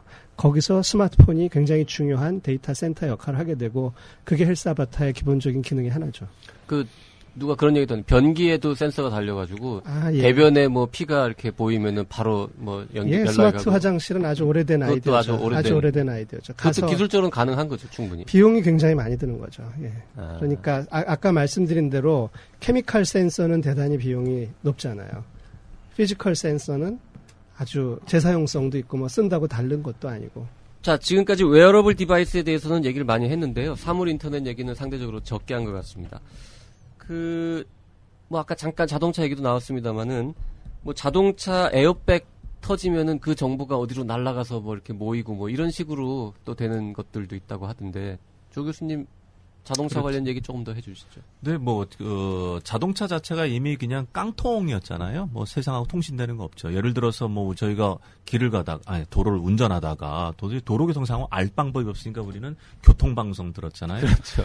가지고 30분이나 1시간마다 도대체 내 상황은 나오나 왜 막히나 듣다가 그러다가 이제 이미 집에 도착해. 그렇죠. 요새 교통방송 청취율 되게 떨어졌겠네요. 당연하죠. 진짜? 예, 들을 이유가 없으니까. 그래요. 네. 왜냐하면 스마트폰에 있는 걸 쓰잖아요. 네. 제가 한번 쓴 적도 있는데 그 예전에 제가 이제 우리나라에 들어왔을 때 이제 모사에 차를 사는데 딜러가 그 내비게이션을 60만 원이면 바꿔준다는 거예요. 그 시장에서 1위 아이나비로 바꿔준다는 거예요. 네. 근데 그걸 바꿨죠. 왜냐면 그거 안 바꾸면은 그 내비를 장착된 차를 사면 200~300만 원을 더 내야 되거든요. 그렇죠. 그래서 바꿨어요. 그래서 바꿔서 잘 쓰고 있는데 이제 어떤 일이 생기냐면 스마트폰 쓰는 거죠. 이유는 스마트폰에 있는 내비게이션은 10초마다 업데이트 되잖아요. 그러면서 지금 상황도 알 수 있고. 네. 그러니까 FM 아닌가 교통방송을 네. 들을 이유가 없잖아요. TBS. 그렇죠. 교통방송 들을 이유가 제 없다. 친구가 일을 하고 있는 곳이라서 참 잘 돼야 되는데. 그래서 어쨌든 굉장히 높은 위치에 있는데 얼마나 고민이 심각하겠어요. 네. 마찬가지로 자동차 회사도 마찬가지죠. 어렵죠. 그 이유는 우리가 쓰는 기기가 인터넷하고 연결이 돼 있으니까 얘가 스스로 업데이트하고 저희는 그 정보만 받아서 쓰기만 하면 되거든요. 이게 사물의 인터넷의 굉장히 중요한 컨셉이고 네. 마찬가지로 자동차가 인터넷이라고 하는 거를 연계할 수 있는 이런 애드혹 네트워크라고 하고 이런 것도 할 수 있는 거고. 애드혹. 애드혹. ADHOC. 그렇죠. 네, 어려운 그냥 영어 길 가다가 훅 쓰셨습니다. 붙이듯이 네. 그냥 툭 가다가 팍 떨어지는 거죠. 그리고 뭐 자동차가 가면서 서로 알아서 거리도 조정할 수 있잖아요. 야, 나 좀 이따 멈추대. 나 멈출 거야. 막 이러면서. 그런 게 바로 이제 사물의 인터넷이 할 수 있는 거죠. 사람의 의지와 관련 없이 알아서 하는 것. 근데 그런 것들이 뭐 우리나라에도 많이 있어요. 이제 기아 자동차에서 하는 자동으로 진단하고 차를 그래서 뭐 수리를 한다거나 이렇게 뭐 알려준다거나 이런 것들도 사물의 인터넷이 하는 거죠. 그러니까 우리가 이미 삶 속에서 너무나 많이 기계에 의존하고 있기 때문에 기계 스스로 자가 진단을 하고 그거에 대해서 평가를 하고 모니터링해서 결과만 알려준다거나 중요한 거는 야 이거 차 고장 날 것 같은데 너 고칠래? 뭐 이런 식으로 우리가 하지 않아도 되는 것들을 담보해 주는 것. 네. 이런 것들이 이제 사물의 인터넷에서 재밌는 개념들이죠. 그러니까 어디 산속에서 자동차가 퍼져서 이제 오도 가도 못하게 됐는데 이제 동부화재 연락 안 해도 알아서 온다는 거잖아요. 그렇죠. 그러니까 앞으로 디귿 화재 같은 네. 경우는 이제 네. 그 광고를 요구하시는 여기선 괜찮아요. 괜찮아요. 네. 어쨌든 그런 것들 가능하죠. 그리고 그런 것도 있어요. 이건 뭐 사물의 인터넷하고 꼭 관련은 되지 않는데 비슷한 컨셉인데 이제 미국 같은 경우는 도로에 그 불빛이 없는 경우가 많잖아요. 우리나라에 쫙 펴있지. 네. 근데 사고가 났어요. 얼마나 무서워요. 그러면서 이제 그 기계가 튀어나와서 얘기를 시키는 거예요. 운전사랑. 네. 너 어떠니? 뭐 나는 이렇게 생각한다. 내가 연락해 줄까? 뭐 기계가? 이런. 더 무서울 네. 것 같은데요. 네. 친한 기계니까 괜찮을 오히려 진짜 또 무서울 수도 있겠네요. 목소리가 좀 부드러워야 될 것 같아요. 왜냐하면 혼자서 있는 외로움, 그다음에 공포, 고장 그런 거예요. 그런 곳에서 이제 기계가 그런 역할을 해주기도 하고 안전을 전화하면 될 담보해주기도 것 하고. 아까 한참 전에 들었던 그 SK텔레콤 광고에 나오는 그 뭐였죠? CCTV가 듣는 이야기를 그렇죠. 가로등이 하는 뭐 이런 게 한국에서 실제로 그건 쉬울 것 같은데 어디 있나요? 이미 설치된 예, 이미 게? 있습니다. 그러니까 우리가 아침에 나오면 제일 먼저 엘리베이터에서부터 CCTV 찍히잖아요. 네. 하루에 뭐 몇 번 찍히십니까? 하루에 평균 100몇십 번 정도 네. 찍힌다고 합니다. 근데 우리나라에 이제 CCTV들이 옛날에는 각각 있었고 나중에 그걸 다 모아서 분석해서 뭐 여러 가지 하긴 했는데 최근엔 그게 연결이 돼 있거든요. 그래서 어떤 서비스를 만들었냐면 예를 들어서 밤길에 여자분이 혼자 귀가하기가 무섭잖아요. 그럼 그걸 신청을 하게 되면 카메라가 그분을 쭉 추적해줘요. 그게 가능합니다. 그래서 왜냐하면 그 카메라의 이 이동, 움직이는 거 서버 컨트롤이라고 하는데 컨트롤 장비가 다 있거든요. 그래서 이분이 이제 위치 정보를 자기가 공개해서 자기를 돌봐달라 그러면은 그 카메라가 그분을 쭉 추적해주는 게 현재 가능한 단계에 와 있습니다. 실제 서비스를 준비하고 있고요. 그럼 신청을 받아가지고 그 본인이 서비스를 해준 거예요? 스마트폰으로 나는 여기에서부터 몇 시에 떠날 거다. 그렇게 되면 이제 자기의 위치 정보 같은 걸 보내게 되죠. 그럼 실시간적으로 커뮤니케이션을 하면서 아까 말한 것처럼은 조명도 좀 켜져 주고요. 네. 그쪽에. 그다음에 카메라가 쭉 추적을 해주면 범죄율이 많이 떨어질 수 있죠. 범죄자가 제일 무서워하는 게 뭔지 아세요? 범죄자가 제일 무서워하는 거를 CC 카메라라고 합니다. 뭐 너무 당연한 거라서 네. 당연한 말씀. 아니죠. CC 카메라 생각보다 그 최근에 나온 연구 결과거든요. 그래요? 그러니까 제일 무서운 게 왜냐하면 존재 위치를 알기가 너무 어렵잖아요. CCTV 카메라를 범죄자 다음으로 싫어하는 사람들은 바람 피는 사람들이라고 하긴 하던데요. 네. 그런 분들이 다 있군요. 그래서 세상에 그런 나쁜 짓을 하는 사람이 어딨어요. 이렇게 재미없게 받아주시다니. 아니, 바람을 길에서 피니까. 그런 경우에 그분들은 이제 CC 카메라를 떠나서 그 휴대폰이 더 추적이 되잖아요. 네. 그래서 아르바이트생들이 있어요. 휴대폰 들고 돌아다니는 사람들. 알리바이를 만들기 위해서. 바람 피는 사람이 고용하는군요. 그렇죠. 어떻게 그런 디테일한 정보를. 그건 정말 바람 피는 사람이 아니면 알 수 없는 정보 같은데요. 스마트폰이었네요. 휴대폰이 아니라. 저는 스마트폰이 없어요. 맞아. 무슨 추적하는 서비스. 맞아. 예. 실시간으로 자기의 잘못된 정보를 알려주는 거죠. 그러니까요. 야. 근데 지금 우리가 어떻게 보면은 만물 인터넷, 사물 인터넷이 어디까지 왔나라는 얘기는 굉장히 많은 얘기를 나눴는데 의료에 대한 얘기가 조금 적었던 것 같아요. 상대적으로. 이제부터 좀 해보죠. 뭐. 네. 의료 분야에 있어서는 어떤 활용이 가능할까요? 지금 어떻게 보면 김주환 교수님이 프로젝트 진행하는 그 헬스 아바타 그런 것에 어떤 어떻게 보면 사용자가 어떤 정보를 넣을 수 있는가를 역으로 생각해 보면 우리 삶에 실제로 사용할 수 있는 그런 사물 인터넷 또는 웨어러블 디바이스에서 만든 정보들 이런 것들을 넣을 수 있다라고 생각이 드는데 제가 아까 웨어러블 디바이스 중에 제일 대표적인 것 중에 하나로 지갑이라고 말씀드리지 않았습니까? 네. 그러니까 현재의 스마트폰은 사실은 지갑을 대체하는 거거든요. 거기에 크레딧 카드도 들어가고 원래 열쇠고리도 들어가고 거기에 전자 수첩도 들어가고 연락처나 모든 게 들어가죠. 돈이랑 사실 지갑 안에 들어가던 거의 대부분이 스마트폰으로 넘겨준 거죠. 그러니까 그게 웨어러블 장비이고요. 거기 수첩에다가 나에 대한 여러 가지 일상의 기록이라든가 운동이든 위험한 환경에 노출됐던 음식이든 이런 여러 가지 일기가 기록되면 그걸 가지고 의학적으로 사용할 수 있는 여러 가지 길이 열리는 거죠. 그러니까 스마트폰이 가장 단순한 형태의 웨어러블 디바이스라고 저는 생각합니다. 네. 그래서 어떤 정보를 그 헬스 아바타에다가 넘겨주게 되는 건가요? 예를 들면?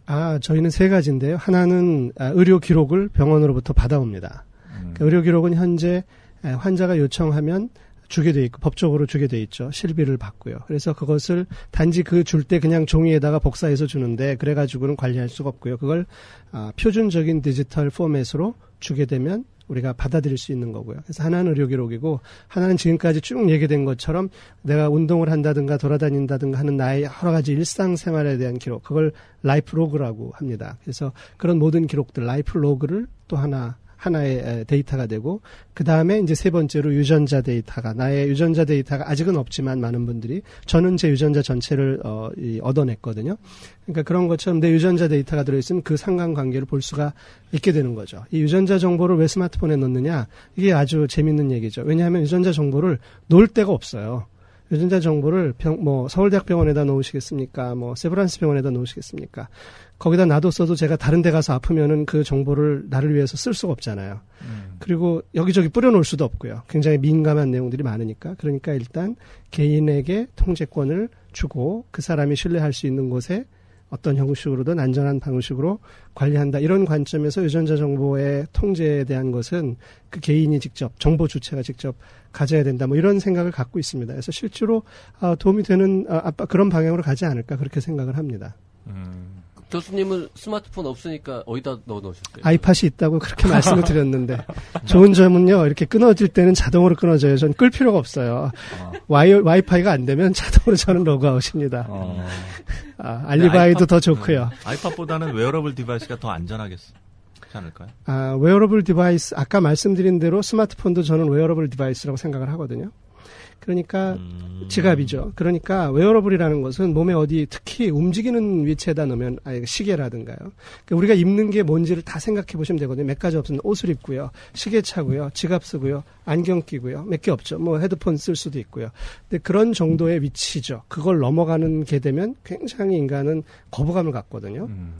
밤에는 다 옷 벗어놓고 자잖아요. 그런 것처럼. 그래서 그 다음에 이 손에 차는 경우가 그중 괜찮죠. 왜냐하면 시계와 이제 그 싸우는 거라고 저는 그렇게 생각을 하는데, 문제는 갤럭시 기어 같은 장비의 문제점이 아마 충격에 굉장히 강해져야 될 거거든요. 시계는 얼마나 튼튼한 장비인지 아시잖아요. 잘 깨지고요. 뛰다 보면 충격, 움직이는 부분에 있기 때문에 몸에.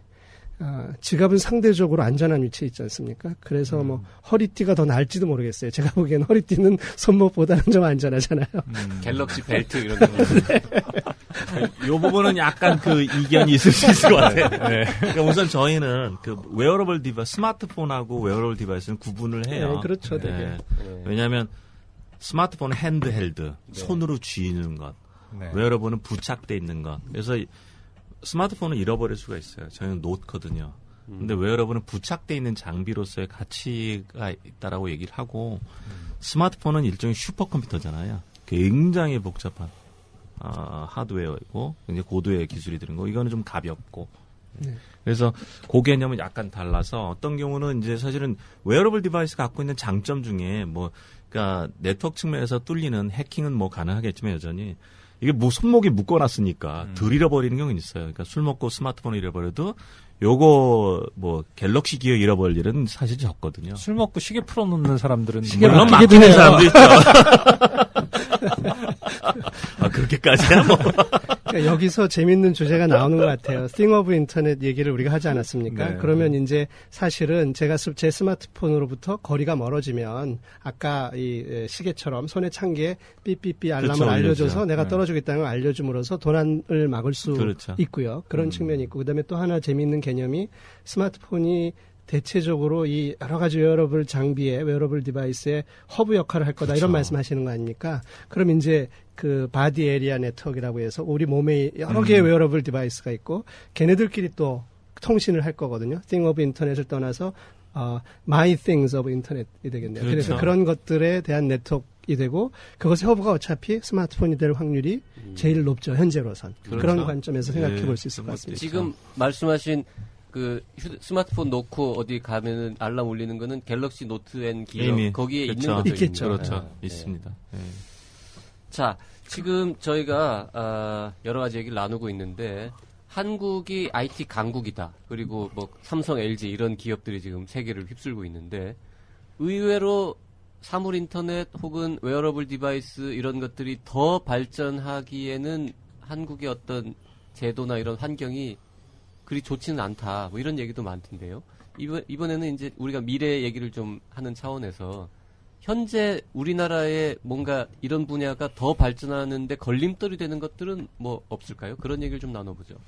예를 들어서 구글 글래스가 국내에서 상용화된다라고 하면 당장 뭐 실정법을 위반하게 되는 게 있나요? 무슨 뭐 사물을 360도로 다 이렇게 녹화할 수 있으니까 그거 자체도 당장 프라이버시를 그렇죠. 한다라는 뭐 그 신체 논란이 부위를 있을까요? 찍는 문제도 있을 거고, 네. 그다음에 그 위치 정보, 구글 글래스는 혹시 써보셨나요? 써보진 못했어요. 네, 뭐 잠깐 써본 거. 네. 한국에서는 지금 아직 못 사는 물건이죠. 아직 팔질 않아요. 아니 근데 그 개념은 아주 오래된 거예요. 네, 네. 그러니까요. 그 물건 자체가 지금 사는 사람, 사서 쓴 사람이 있습니다. 그러니까 살 수는 상용화가 되진 않았지만 베타 테스터를 했는데 그걸 신청해서 구입해서 쓰는 분들은 있으세요. 근데 그걸 쓰고 다니면 불법이냐는 거죠. 현재. 아니요, 불법은 아니고. 쓰고 다니는 건 불법이 아닌데 촬영하는 게 문제가 되고 녹음하는 그렇죠. 게 문제가 되죠. 왜냐하면 구글 글라스라는 건 기본적으로 자기가 보는 모든 것을 다 녹화한다는 개념을 갖고 있는 거거든요. 그리고 듣는 소리도 다 녹음할 거고요. 근데 그 부분에 대해서. 근데 그렇다고 모든 것들을 다 촬영하고 녹음하는 거를 무작정 허용할 수도 없지 않겠습니까? 근데 복잡하죠. 결국은 아까 이제 말씀하신 것처럼 그러니까 촬영해서는 안 되는 것을 촬영하는 것은 문제고, 그래서 이게 독특하게 튀어나와 있잖아요. 근데 또 하나는 개념이 바뀌는 것 같아요. 그러니까 이걸 예를 들어서 이걸로 해서 하면 뭐 대리 시험도 지금 문제가 되고, 뭐 대리 출석, 뭐 도찰 등등등, 대리라는 게 누군가 남에 의해서 할 수 있는 것들이 다 되잖아요. 결국 내가 보는 것을 누군가가 동일하게 경험하기 때문에. 그런데 이제 구글에서는 또 어떤 걸 동시에 하냐면 이런 부정적인 것이 있지만 긍정화시키는 노력도 해요. 예를 들어서 아까 말씀드린 것처럼 누군가 원격으로 협동을 한다거나 도움을 준다거나 이런 개념을 동시에 발생시키는 거죠. 그런데 나이가 많이 드신 분들은 거부감을 갖지만 젊은 친구들은 이거에 대해서 호응을 합니다. 예. 그러니까 이게 결국은 사회 제도적인 문제도 있지만 사람들이 갖고 있는 관습, 어떤 생각 자체를 바꾸는 일도 같이 하고 있는 거예요. 경험을 바꾸는 거죠. 그래서 경험 바꾸고 수용하는 거죠. 우리가 지금 카메라를 들고서 그 스마트폰에 카메라를 들고 막 찍는다라는 게 그렇게 막 허용되던 문화가 아니었어요. 근데 지금은 뭐 어디서나 웬만큼 찍혀도 크게 무리가 없는 이런 것도 됐죠. 그런 이제 사람들이 갖고 있는 생각, 문화를 바꾸는 게 가장 도전적인 것일 거고 법질서적인 측면에서는 이제 아까 그런 측면들 위치 정보 그다음 우리나라 제일 심각한 게 이제 과금 체계 거기에 액티브엑스 쓴다거나 개인 정보 막 몇 개씩 해야 된다거나 이거는 우리나라만 해당하는 거잖아요. 그래서 우리나라 법이 우리나라 기업들을 역차별합니다. 그래서 구글은 유리하죠. 예. 그 말도 많고 탈도 많은 액티브엑스는 정말 언제 해결될지. 그거 망국병이에요. 예, 네. 정말. 외국 기업에겐 좋은 일 하고 있는 거죠. 네. 그 의료 분야 말고 다른 분야에서 뭔가 제도적으로 좀 풀어야 될 거 이런 것 떠오르는 거 우선 없어요? 개인정보보호법. 개인정보보호법. 이거 정말 풀어야 됩니다. 예. 그러니까 우리나라 분 사람들이 이제 여러 가지를 하면서 스마트폰으로 결제하는 걸 많이 하거든요. 이유는 외부로 결제하는 게 거의 악몽이에요. 왜냐하면 어떤 분은 액티브엑스 35개를 깔아야 된다는 분도 있으시고 저 며칠 전에 500원 결제하는데 30분 걸렸어요. 근데 그 사이트는 무조건 액티브엑스를 쓰니까. 근데 외국 가서 하면은 우리나라에서 외국 접속하면 아무 문제 없거든요. 돈만 내면 돼요. 돈 주겠다는데 막는 나라잖아요. 그래서 이게 액티브엑스는 정말 망국병입니다. 이거. 네. 자, 그 의료 분야에는 비슷한 뭐 액티브엑스 같은 그런 건 없나요? 우리나라 의료 병원들의 정보 시스템이 굉장히 브라우저에 의존하는 시스템이 많죠. 그것도 상당히 문제죠. 아니요, 그냥 다시 그 얘기가 아니고요. 이제 액티브엑스 망국병인 것처럼 뭔가 이렇게 제도적인 대표적인 어떤 걸림돌 규제 뭐 이런 보건의료 것들. 분야에 보건의료 분야에서 뽑아야 될 말뚝 같은 거는 뭐 대표적인 게 뭐 없냐 이런 질문이었죠. 개인정보보호법이 의료에서는 어떤가요? 그러니까 지금 예를 들어서 그 통신사나 이런 데도 개인정보를 갖고 있는 쪽하고 서비스를 제공하는 쪽이 다 분리돼 있어야 돼요. 네. 네, 그러니까 이제 빅데이터라는 걸 해도 쓰지를 그렇죠. 못하는 거예요. 네. 네. 근데 저는 개인적으로는 좀 생각이 달라요. 저는 프라이버시 기술을 좀 더 많이 만들어야 된다고 생각합니다. 좀 더 개발해야 된다고. 그러니까 현재처럼 데이터를 다 가지고 앉아서 센트럴라이즈 해서 무슨 빅데이터 서비스를 한다. 그건 너무 기술적으로 떨어지는 관점이라고 생각하거든요. 데이터가 다 흩어져 있어도 얼마든지 가능하다고 생각을 합니다. 그런 기술들을 만들어내야죠. 그게 왜냐하면 어차피 정보화 시대가 계속 진행되고 있는데 정보화 시대라는 것은 결국 제일 문제가 되는 게 프라이버시 문제하고 부딪힐 수밖에 없는 거예요. 그렇죠. 정보의 획득이 고도로 침습적이 되면. 그러니까 오히려 그것을 해결하기 위한 수많은 기술이 있고 그런 기술을 좀 더 개발하는 측면에 대한 관심도 가져야 된다고 생각을 합니다. 그러니까 저희는 예를 들면 이런 연구들을 했어요. 사실은 특허도 냈는데, 그러니까 이제 내 데이터를 보내지 않고도 분석 결과를 얻는 기술. 이런 겁니다. 불가능하지 않습니다. 안 보내고 어떻게 얻어요? 보내긴 보내는데 안 보내는 것처럼 보내는 거죠. 아니, 여러 가지 방법이 있을 수 있어요. 퍼스널 빅데이터의 처리 기술은 법규를 넘어설 수는 있어요. 네. 네. 굳이 저 데이터를 전송 안 하고도 예를 들어 프로세서를 개인에게 보내서 해석된 값만 받는 것도 있고. 뭐 쉽게 말하면 뭔가 암호화한 다음에 보내고 받는 그러니까 이런 제가 건가요? 제 개인 데이터를 보냈어요. 이걸 서버에다 업로드하고 개인 신상하고 업로드하면은 그건 불법이잖아요. 네. 그런데 안 받으면 되거든요. 네, 그 대신에 프로세스 소프트웨어를 제가 받아서 다운로드 받아서 제가 네. 처리하면은 이거는 불법이 아니죠. 네. 그러니까 데이터의 라이프 사이클 자체를 컨트롤하는 거죠. 데이터를 다 센터에다 모으겠다. 그 발상이 이 문제를 다 망가뜨린다고 봅니다, 저는. 모으지 않으면 아무 일도 안 된다고 생각하는 분들이 굉장히 많으세요, 한국에. 근데 모으지 않고도 일을 할 수가 있죠. 순간적으로 모으고 사용 목적에 따라 사용하고 파괴하면 되죠. 물론 그 비용이 늘어날 수 있지만 그 비용을 감수할 정도의 이 가치가 있고 그다음에 그런 시스템이 발달하면 그 비용 또한 낮출 수 있기 때문에 그런 쪽에 대한 연구도 필요하다. 너무 프라이버시라는 건 어차피 중요하거든요. 제가 정신과 의사라서요. 그 수많은 데이터가 중앙에 모이는 거에 대해서 거의 본능적으로 거부감을 갖고 있는 뭐 시민단체나 이쪽 분들도 많잖아요. 그렇죠. 근데 그 문제를 의외로 쉽게 해결할 수도 있다는 말씀이시네요. 그러면? 네, 저희 헬스바타는 그런 쪽을 많이 연구하고 있고요. 그러니까 데이터를 모으는 것 자체가 개인정보 침해적인 측면이 많기 때문에 모으는 것 자체는 여러 가지 문제가 있습니다. 모으지 않고 할 수 있는 방법이 있겠느냐? 왜 없겠습니까? 자, 이제 뭐 시간이 굉장히 많이 지났으니까요. 슬슬 이제 정리를 좀 해봐야 될 것 같습니다. 앞으로 우리가 10년 후, 20년 후를 예측하기가 굉장히 어려운 세상에 살고 있습니다. 하지만 그래도 한번 좀 예측을 해보시죠. 오늘의 주제인 그 웨어러블 디바이스와 사물 인터넷, 그 UX 이런 부분에만 좀 국한지어서 10년 후에는 우린 어떤 세상에서 살게 될까요? 이제 환자도 구글 글래스를 쓰고 의사도 구글 글래스를 쓰고 만나는 장면을 생각해 봐야 되지 않을까요? 그러면 이제 환자분 그 화면에 이 의사는 뭐 어디 출신이고 어떤 의료 사고를 냈고 이런 거 쭉 나오는 거죠. 이렇게 쳐다보면 증강현실로 네. 출신 학교서부터 해가지고 논문 쓴 개수가 쫙 나온다고요? 어우, 생각만 해도 끔찍한데요. 길거리를 지나가면 병원 평가가 쫙 나오고 참 악몽이죠. 의사도 이 환자가 이상한 환자인지 쭉 나올지도 모르죠. 그 안경에. 재밌네요. 지금 실제로 인사 담당자들에 대한 그런 서비스가 있습니다. 실제로 어떻게 하냐면 예를 들면 그 큰 조직의 CEO 입장에서는 이 모든 직원을 판단할 수가 없잖아요. 알 수가 없죠. 그래서 서비스가 실제로 있어요, 현재. 그래서 그 직원하고 만나고 있을 때 썸머리, 소위 CV가 올라옵니다. 스마트폰으로. 현재 장비스런 서비스를 하는 회사가 있고요. 그런 게 조금 더 발달하면 구글 글래스에 쫙 써주면 되는 거니까, 세상이 좀 삭막하죠.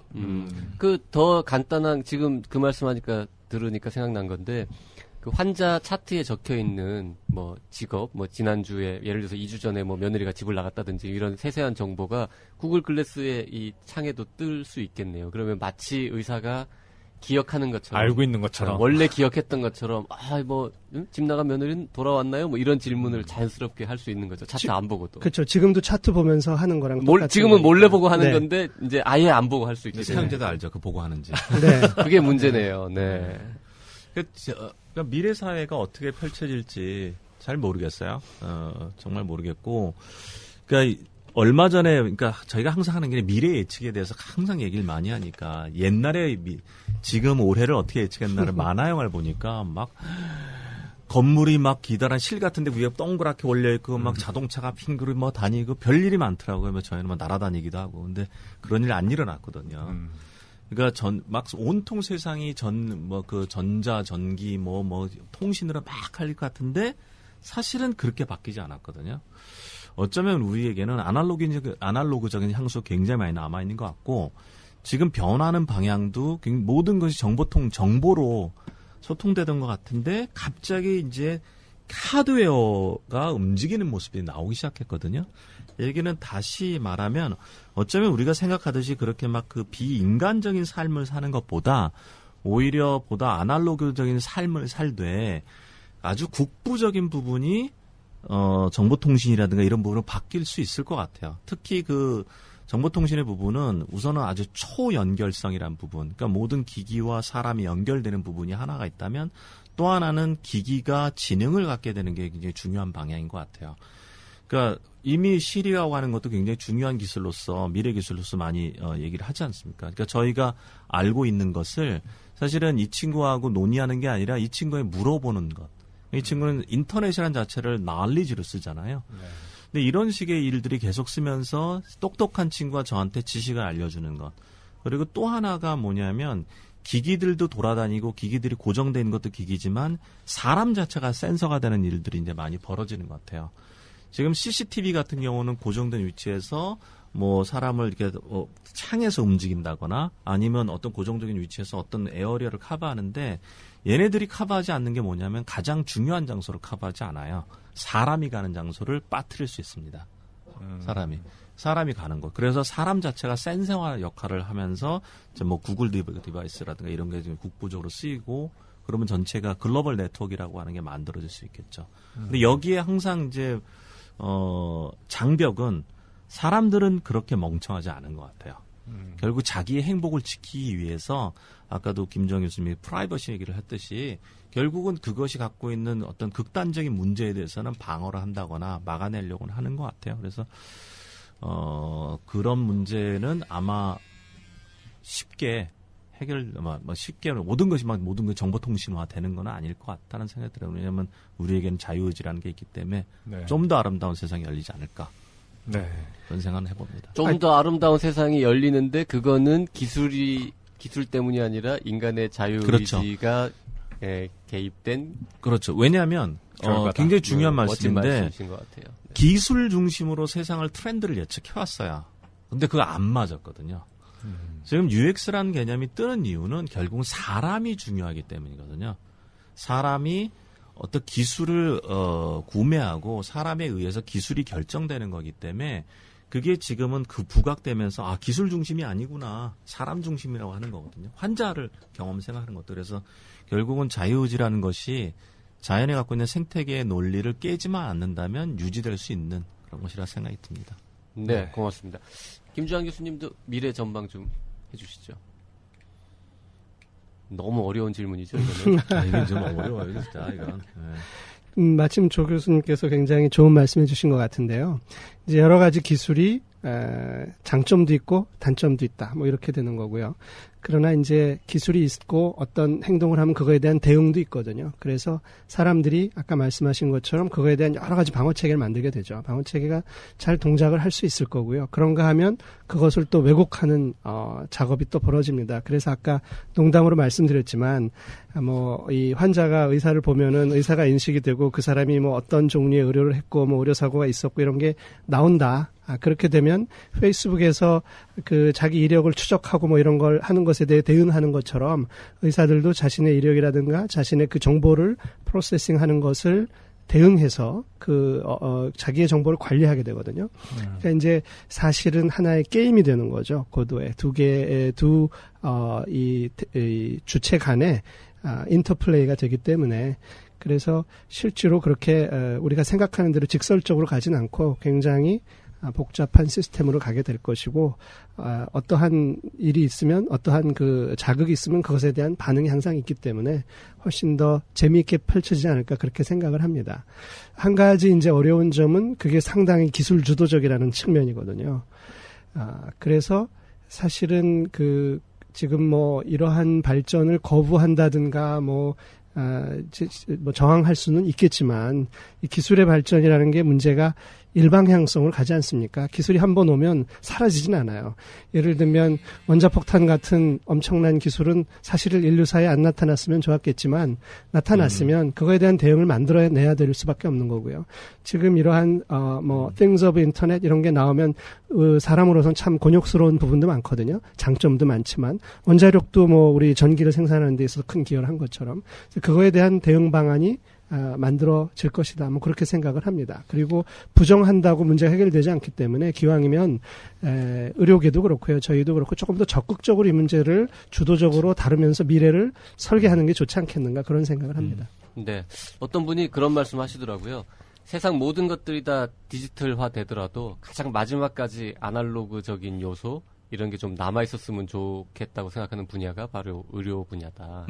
여기는 네. 치료자들이 공감해주고 환자 손 잡아주고 같이 마음을 나누고 이런 부분들은 기계가 아무래도 대신할 수 없는 부분일 것 같은데 저희가 오늘 많은 얘기를 나눴지만은 그러한 이 새로운 기술들, 새로운 기기들의 장점은 취해서 이용을 하더라도 뭔가 의료의 인간적인 본령, 본질 이런 부분들은 오히려 더 강화해 나가야 하지 않을까 이런 생각을 역설적으로 하게 되는 것 같습니다. 네. 마무리할까요? 그러시죠. 네. 오늘 전문가 두 분 모시고 새해 첫 문을 열었습니다. 2014년뿐 아니라 향후 몇 년간 IT는 물론 의료가 어떤 모습으로 변할지 기대되는 시간이었습니다. 네, 저희는 뭐 아주 유익한 시간이었다고 생각을 하는데요. 이 청취자분들도 그렇게 느끼셨으면 좋겠습니다. 장시간 함께 해주신 김주환 교수님, 조광수 교수님께도 감사의 말씀드립니다. 오늘 어떠셨는지 끝으로 한 말씀씩 소감을 좀 부탁드려도 될까요? 저는 이렇게 많은 의사분들을 의료 행위에 참여하지 않으면서 있는 분들을 이렇게 많이 먹은 처음이었어요. 그래서 굉장히 새로웠고 네. 또 저는 이제 김주환 교수님 같은나 뭐 몇 분 예외하고는 사실은 IT라든가 이런 부분에서 사실은 그 의사 선생님들이 좀 멀리 계시잖아요. 그래서 좀 IT를 가볍고 쉽게 다가가서 잘 써주시면 의료라는 것도 좀 높일 수 있고, 뭐 사람들도 좋고 의사선생님들 좋을 것 같습니다. 그런 좀 공감대를 제가 한번 형성해 본다거나 그런 경험을 할 수 있는 그런 자리였던 것 같습니다. 네. 고맙습니다. 감사합니다. 네, 고맙습니다. 김주환 교수님도 한 말씀. 예, 저는 뭐 아주 즐거웠습니다. 저는 정신과 의사를 하다가 컴퓨터 쪽으로 와서 이렇게 있는데요. 제가 늘 아쉬웠던 것 중에 하나가 그 미래에 대해서 얘기하는 사람들이 좀 필요한데 우리나라는 조금 그런 게 적다. 현실의 얘기만 주로 한다.